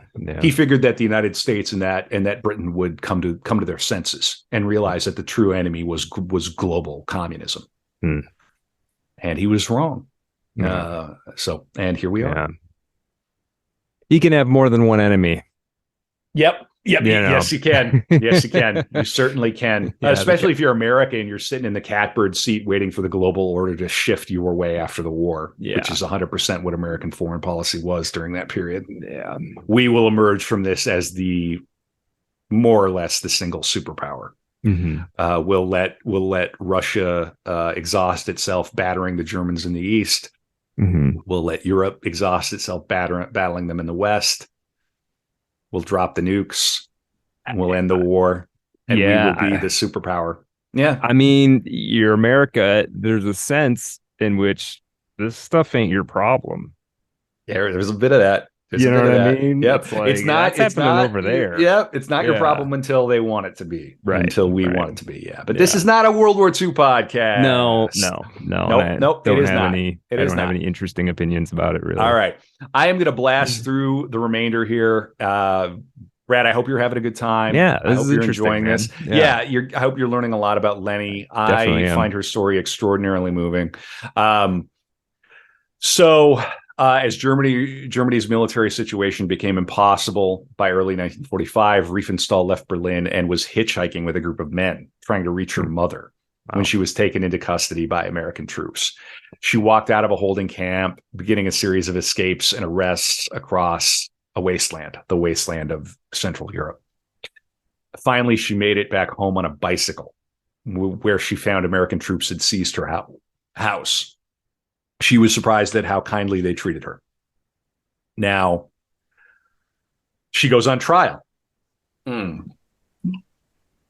Novelist and sports writer Bud Schulberg was assigned by the USS Navy to the OSS, the precursor of the CIA, for intelligence work while attached to John Ford's documentary unit. He was ordered to arrest Riefenstahl at her chalet in Kitzbühel, ostensibly to have her identify Nazi war criminals in German film footage captured by the Allied troops shortly after the war. We got to round up these Nazis. Right. Before they go to Argentina. Riefenstahl said she was not aware of the nature of the internment camps. According to Schulberg, she gave me the usual song and dance. She said, "Of course, I'm really so misunderstood. I'm not political." It's so funny. Makes triumph of the will, claims not to be political for the rest of her life. Like, okay, all right. Yeah, that's a cop out to me. Yeah, that's a bit of a stretch in it. Yeah, 100%. Riefenstahl said she was fascinated by the Nazis, but was also politically naive, remaining ignorant about war crimes. Throughout 45 and 48, she was held by various Allied-controlled prison camps across Germany. She was also put under house arrest for a period of time. She lived in Innsbruck and had, at this point, this is where the marriage ended. There was just too much strain. I think I've got just a brief thing about that. He was pretty abusive, if I'm not mistaken. Well, that seems to be kind of her style, frankly. Right, right. Let's see. Of all my post-war experiences, the weeks I spent in the Innsbruck prison were the most taxing. Apart from going to the toilet, I was never once permitted to leave the cell for hours, and for hours on an end, I dozed on my straw mattress, lost to all feeling. I had no communication with the other prisoners, except for the doctor, who was always accompanied by a sentry. The prison guard who brought me food was the only person I could speak to. He was an ugly man of indefinable age whose ears stuck out and whose small gray eyes were strangely blurred and expressionless. This man always stared at me whenever he brought me food. One day he said, "Today someone else jumped out of the window, a famous actor from Vienna. That makes three. Do you know his name?" I asked, but the man merely shrugged. Just to give you an idea of the state that she fell to. I mean, she was being kept in prison, like in solitary practically. Yeah. All right, so let me get a little bit about what happened. Yeah. So she and her husband are having a falling out, and finally, managed to get well, here it is. So she was having a terrible time. Let me see. I want to make sure I get, she's being kept at an institution here. I think they arrive at a large building and with two Frenchmen. She was received in a bear hall by a physician and a nurse. The Frenchman signed papers. She's left alone with the nurse, who took my case and led me into a small room. Now listen to this. When she left, I saw that there were iron bars in the window and that the wash basin was also behind bars. I had obviously been brought to a closed institution. She's taken to an asylum. My protests were useless. The nurses shrugged, and the doctors who examined me the next day said, "You've been brought here at the orders of the French military government to be treated for your depression." In despair, I asked the doctor to let me go home, but it was hopeless. I was locked up once again, this time in an insane asylum. I have retained very little about this black episode. I recall being led through long, dark corridors, hearing loud shrieks, and one of the nurses saying, "That was Paula Bush, the one from the circus." I was taken to a room where a skinny girl with a pallid face lay strapped to a bench. She let out blood-curdling screams while her body twisted up and down. Then I was given electroconvulsive therapy. Jeez. Which I remember only dimly, perhaps because I was first given tranquilizing injections. Why had I been locked up in a mental institution? Was I to be certified or even done away with? A long time later, a French film artist sent me a letter, which is still in my possession. He explained that influential groups in Paris were fighting over the ownership of my films, and I was to be kept in safe custody as long as possible. So she was freed after 3 months. And so let's see here.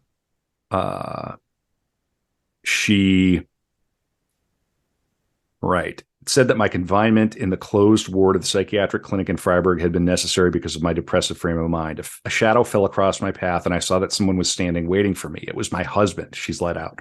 I was taken aback, for after beginning the divorce proceedings, I hadn't expected to see him again so soon. He took me by the arm and said, "Herr Wohl lent me his car. I'm driving you to Königsfeld." During the drive, we were too inhibited to talk much, but Peter hesitantly told me that the divorce had already been granted in Constance by the state court of Baden. He had raised no objection to it, but he hoped this would not mean a complete separation. "I wouldn't like to lose you," he said. "I know I've done a lot of things to you, but you have to believe that I've always loved you." After a pause, he went on, "Please, Lenny, give me another chance. I promise you that I'll change." I couldn't listen to him. He had made this promise far too often, and I had believed him far too often. "I can't stand it anymore. I'm going crazy," I said, weeping. I was so afraid that I would give in again that I felt like jumping out of the car. I still cared too much for him. Peter tried to calm me down. "I want to help you," he said. "You need help now, and you need a friend. I'll wait, and I'll always be there whenever you need me." Two hours later, he delivered me to my mother, who was overjoyed, and then he drove back to Villingen. Yeah, so they struggled with the relationship, and it was not to be. They get the divorce. Yeah. So She was tried 4 times by post-war authorities for denazification and eventually found to be a fellow traveler, Mitlaufer, who sympathized with the Nazis. While never an official member of the Nazi Party, she was always seen in association due to the propaganda film she made in Nazi Germany. I mean, yeah, you made the top propaganda film. You're not dodging those charges. Nope. I don't see how you do. Yeah. Those are 100% going to stick. Mm-hmm. Over the years, she filed and won over 50 libel cases against people who had accused her of complicity with Nazi crimes. Riefenstahl said that her biggest regret in life was meeting Hitler, declaring it was the biggest catastrophe of my life. Until the day I die, people will keep saying, Leni is a Nazi. And I'll keep saying, but what did I do? But what did she do? Even though she went on to win up to 50 libel cases, details about her relation to the Nazi Party generally remain unclear. Shortly before she died, she voiced her final words on the subject of her connection to Hitler in a BBC interview. I was one of millions who thought Hitler had all the answers. We saw only the good things. We didn't know the bad things were to come. We didn't know bad things were to come. All right. Yeah. See, I'll accept that more than I'll accept the but I never really did anything kind of thing. You know what I mean? Like I can sympathize with somebody kind of getting caught up, not totally understanding the implications, and then history unravels rather than I told Hitler that I didn't like him for his racism, and I never did anything for the Nazi Party except make this huge propaganda film. Sure. Right. Yeah. You can't reverse engineer excuses onto this stuff. Right. You can sure try, though. Yeah, your best bet is to be like, I'm an idiot who made mistakes that I regret. That's your best bet. Sure. And I regret meeting him. Right. Yeah.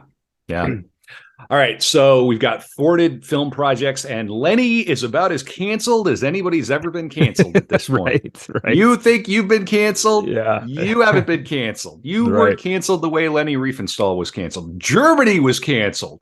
Right. The entire country was canceled. Yeah. So I'm going to blast through here, Brad. Most of Riefenstahl's unfinished projects were lost toward the end of the war. The French government confiscated all of her editing equipment along with the production reels of Tiefland. After years of legal wrangling, these were returned to her, but the French government had reportedly damaged some of the film stock whilst trying to develop and edit it, with a few key scenes being missing. Although Riefenstahl was surprised to find the original negatives for Olympia in the same shipment. During the filming of Olympia, Riefenstahl was funded by the state to create her own production company in her own name, Riefenstahl Film, which was uninvolved with her most influential works. She edited and dubbed the remaining material, and Tiefland premiered on the 11th of February of 1954 in Stuttgart. However, it was denied entry into the Cannes Film Festival, canceled. Although Riefenstahl lived for another half century, Tiefland was her last feature film, and that's based on an opera. Riefenstahl tried many times to make more films in the 50s and 60s, but was met with resistance, public protests, and sharp criticism. Many of her filmmaking peers in Hollywood had fled Nazi Germany and were unsympathetic to her. You could leave. Yeah. You could have left. Right. Yeah, for sure. Right. Although both film professionals and investors were willing to support her work, most of the projects she attempted were stopped, owing to ever renewed and highly negative publicity about her past work in Nazi Germany. In 1954, Jean Cocteau, who greatly admired the film, insisted on Tiefland being shown at the Cannes Film Festival, which he was running that year. In 1960, Riefenstahl attempted to prevent filmmaker Erwin Leiser from juxtaposing scenes from Triumph of the Will with footage from concentration camps in his film Mein Kampf. So we've got some business where she meets Jean Cocteau and they have a correspondence. That's kind of nice. It's not a total desert for Leni, but it's not great. Right. Riefenstahl had high hopes for a collaboration with Cocteau called Friedrich und Voltaire, wherein Cocteau was to play 2 roles, though they thought the film might symbolize the love-hate relationship between Germany and France. Cocteau's illness and death in 1963 put an end to the project. A musical remake of The Blue Light with an English production company also fell apart. This is right around the time where she meets, or at least collaborates with, LRH, L. Ron Hubbard. Okay. Which we're talking about in the After Dark. After Dark, patreon.com/Art of Dark Pod. We're going to talk about that. We're going to talk about Mick Jagger, and we're going to talk about the witch, the mountain witch that saved her film career. It's going to be good. Yeah. For Patreon. All right. So we've got kind of two more big, incredible artistic turns for Leni, which we won't dwell on as exhaustively as we have the earlier stuff. But the first one is Africa and the Nuba. And the second one is underwater photography.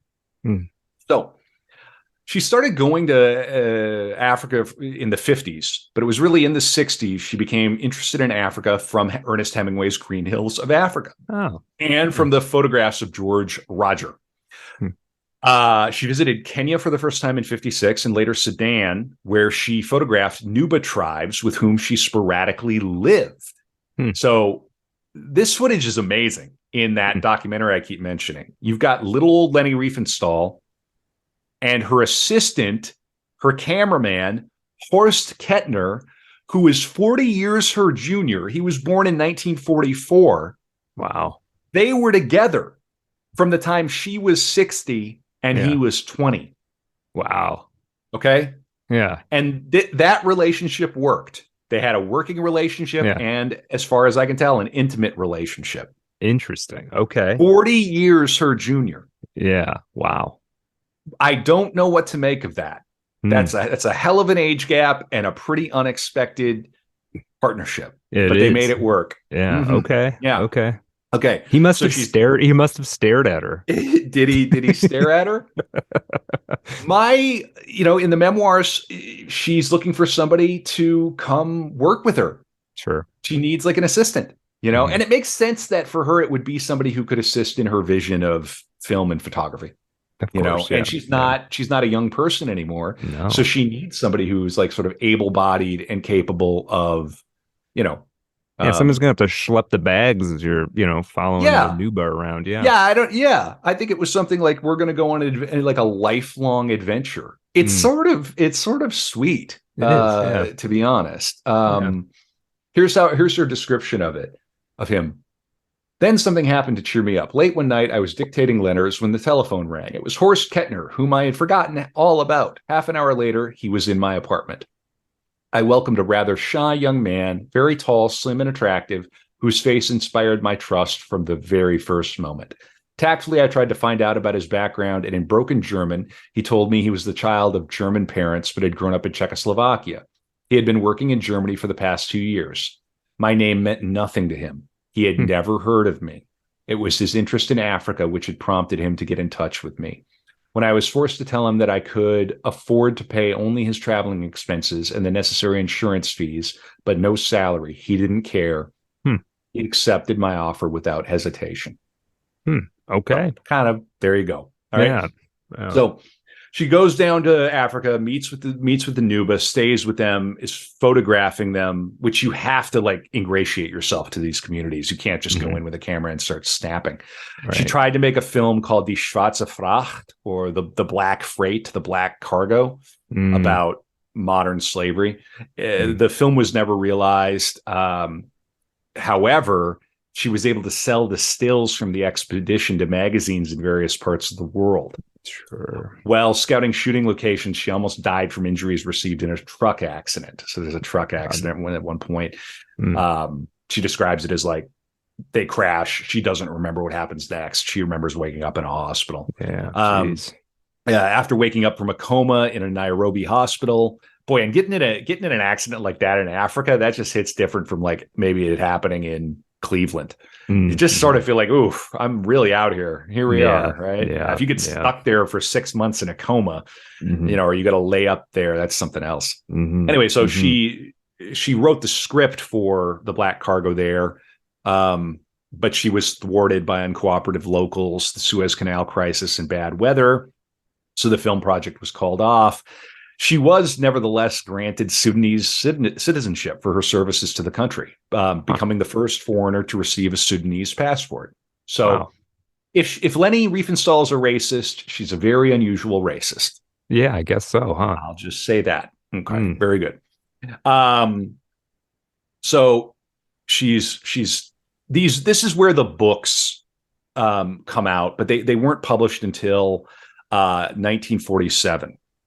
And these are Sorry, the books. 47? Wait. Oh, no, 74. Sorry. It's been Oh, a okay. long Yep. episode. No, It's no, been a I long get you. I episode. got you. I just want to make sure we got that. 74. We're blasting into the future here.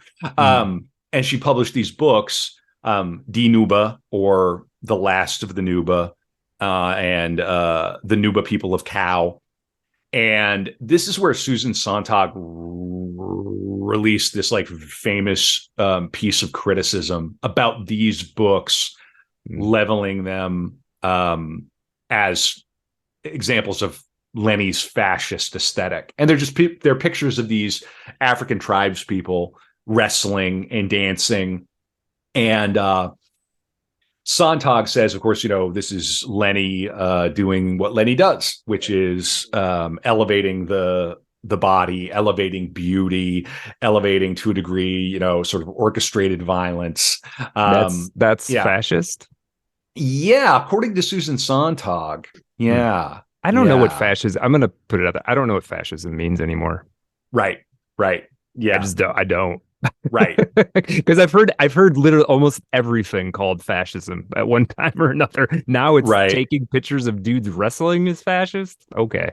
Yeah. I have it here.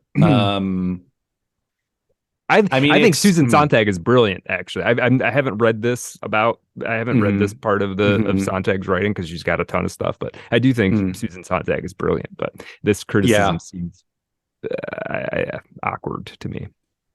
You could in a funny way. It's almost like anything that Leni would put out would probably receive this treatment. You can find a PDF of this online, of Sontag's article, which is called "Fascinating Fascism." So let's see here. Fascist aesthetics include, but go far beyond, the rather special celebration of the primitive to be found in The Last of the Nuba. More generally, they flow from and justify a preoccupation with situations of control, submissive behavior, extravagant effort, and the endurance of pain.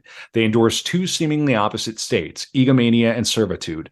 This is Sontag, of course. The relations of domination and enslavement take the form of a characteristic pageantry, the massing of groups of people, the turning of people into things, the multiplication or replication of things, and the regrouping of people/things around an all-powerful hypnotic leader figure or force.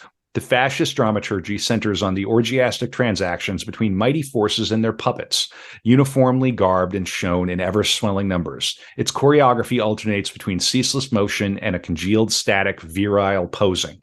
Fascist art glorifies surrender. It exalts mindlessness. It glamorizes death. All right. I'm going to say she probably has a little bit of a political and maybe even an ethnic bone to pick there with old Leni. So we'll leave that controversy aside and just say that this was a pretty well received book of photography. It wasn't just totally, it put her back on the scene. Right. Okay. And this is where, Eudora Welty reviewed Die Nuba positively for the New York Times. And she said she uses the light purposefully, the full blinding brightness to make us see the all-absorbing blackness of the skin, the ray of light slanting down from the single hole high in the wall. That is the doorway of the circular house, which tells us how secret and safe it has been made. The first dawn light streaking the face of a calf in the sleeping camp where the young men go to live, which suggests their world apart. All the pictures bring us the physical beauty of the people. A young girl, shy and mischievous of face, with a bead sewn into her lower lip like a permanent cinnamon drop. A wrestler prepared for his match with his shaven head turned to look over the massive shoulder, all skin color taken away by a coating of ashes. Art Directors Club of Germany awarded Riefenstahl a gold medal for the best photographic achievement of 1975. All right. Okay. So she photographed the 1972 Olympic Games in Munich and rock star Mick Jagger along with his wife Bianca for the Sunday Times. We'll talk about it in the After Dark. Years later, Riefenstahl photographed Siegfried and Roy. Oh, which is fun. Her culminating artistic achievement. There you are. Yeah. She was also a guest of honor at the 1976 Olympic Games in Montreal. Okay. She lied about her age to get a scuba license because she got interested in underwater photography. She had to pretend to be 50 Wow. Right. She was probably the oldest active scuba diver in the world, or it's certainly one of the so like wild. 10 oldest at the Right. time that That's she was doing wild. it. Yeah. She's not done, right?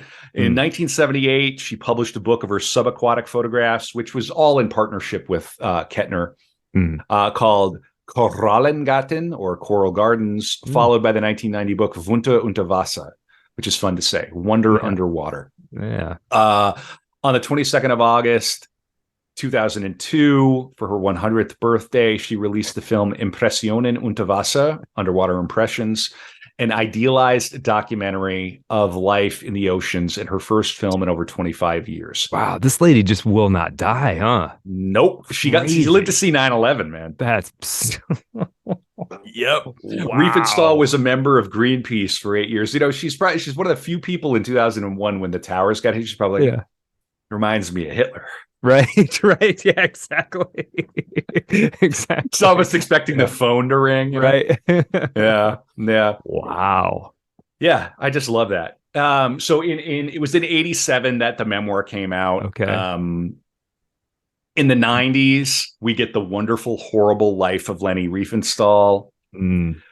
There was some like argument on the like she even it was apparently it got a little funny when they were shooting it because like she would tell them how to light her. She was like almost kind of like trying to take the movie over a little bit. It's a wonderful documentary. It gives a very balanced and rounded biography of Leni Riefenstahl. And if you're looking for something to augment this episode of Art of Darkness, I would recommend that. And I'd recommend, like I said, the memoir. Those two alone are enough.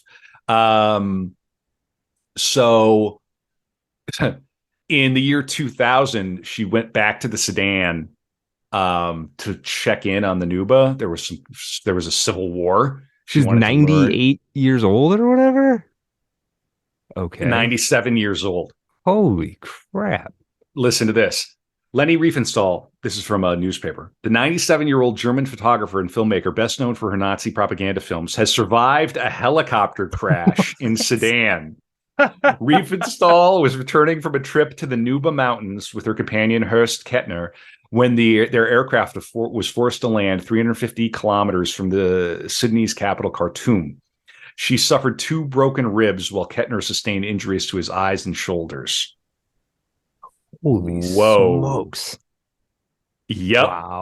I don't know about you, but at 97, I ain't getting in any helicopters. No. Man. Did she just like kick her way out? I just imagine her kicking her way out of the wreckage. She's a Stacy, dude. She is. She does not. Leni Riefenstahl did not give a fuck, dude. She just went so hard, man. I mean, at 97, I might still be doing Art of Darkness with you, Brad. That's but I mean, this involves sitting in one place. Right. There'd be more bathroom breaks, probably. Yeah, right. Yeah, it should be just be a catheter. There'll be a bucket at that point. Paints a picture. Yeah. They can't see us above the waist. That's here. True. You got to remember that, and they certainly can't hear us. They can't, or below the waist rather. Yeah, they can't. Yeah. Okay. All right. Right. Everything is above the waist on Art of Darkness. That's right. All right. Bringing this sucker home, Brad. Wow, that helicopter crash is wild. You've been a champion. This has been an amazing story, man. I really am happy that you like it, man. And we're going to have some really fun stuff on the After Dark. So we've come to, unfortunately, but she lived a good long life to her death. She celebrated her 101st birthday on the 22nd of August, 2003, at a hotel in Faldafing on Lake Starnberg, Bavaria, near her home. The day after her birthday celebration, she became ill. She had been dealing with cancer. Riefenstahl had been suffering from cancer for some time, and her health rapidly deteriorated during the last weeks of her life. Kettner said in an interview in 2002, Ms. Riefenstahl is in great pain, and she has become very weak and is taking painkillers. Riefenstahl died in her sleep at around 10 p.m. on the 8th of September, 2003, at her home in Peking, Germany. After her death, there was a varied response in the obituary pages of leading publications, although most recognized her technical breakthroughs in filmmaking. Gisela Jahn, Leni Riefenstahl's former secretary and sole heir, donated the estate bequeathed to her to the Russian Cultural Heritage Foundation. The estate included photographs, films, manuscripts, letters, files, and documents dating back to the 20s. Wow.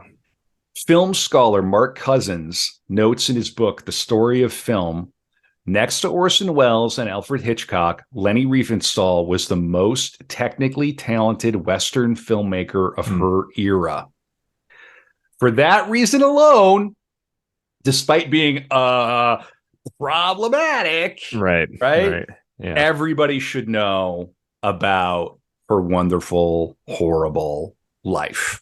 Wow. Yeah, man. You're welcome. 100% agreed that this is an important story for people to know if you want to understand the cultural history of the 20th century, for sure. Yeah, 100. I just can't get over this. 97 years old or whatever, getting in helicopter crashes, and just what a powerful lady. Holy smokes. I'm going to give her the last word here from her memoir. Yeah. Before completing my manuscript, I asked friends to point out any mistakes or unclear passages in my presentation. I learned that some people were surprised when I gave the exact dates of many events, above all when I quoted Hitler, Goebbels, and many others verbatim. I was advised to omit such direct quotations, since I no longer have any documentary evidence of the precise wording. After mulling over these objections, I decided that I had to write in that way. Nevertheless, such criticism had induced me to explain to my readers, who might have similar reactions, how I am able to render these utterances verbatim. Hitler has so left his mark on my life that I can still remember every single word of my conversations with him and with the most important people in his entourage. Very often I described those meetings later to members of my staff and friends, even more often after the war. I had to repeat those conversations to American and French authorities, both military and civil, in the course of repeated interrogations during the years of my imprisonment. Most of these interrogations were taken down and the transcripts were signed by me. How could I repeat anything differently now? I have to abide by my earlier detailed statements, if only to protect myself against the possibility that documents signed by me might suddenly emerge from archives in Washington or Paris. The events of those years run before my eyes like a film over and over again, and I am repeatedly confronted with the past, even today. Furthermore, when I was young, I made almost daily entries in my diary. After the war, irreplaceable notes and documents were either taken from me or were lost. During the 1950s, the French gave me back a number of documents and files and correspondence which had been confiscated and kept in Paris for many years. In this way, with the help of my friends, many of whom were witnesses to my presentation and who collect everything that is published about me anywhere in the world, I was able to rebuild a vast archive, without which I could never have written my story.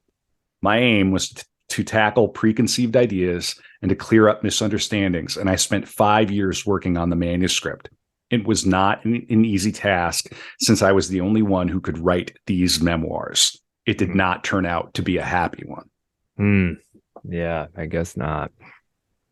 Wow. And here's the epigraph she put for her memoir. So many things have been written about me, masses of insolent lies and inventions, that I would have perished long ago had I paid any attention. One must take comfort in the fact that time has a sieve through which most trivia run off into the sea of oblivion. Albert Einstein. Ah, okay. Wow. So she puts a Jewish fellow as the epigraph for her memoir. Right. Yeah. Wow. What an interesting story, man. You did a fantastic job with that. You really gave us the full picture. Much appreciated. Oof. I was excited about that one. What do you think she's doing now? I mean, she died like 20-ish years ago.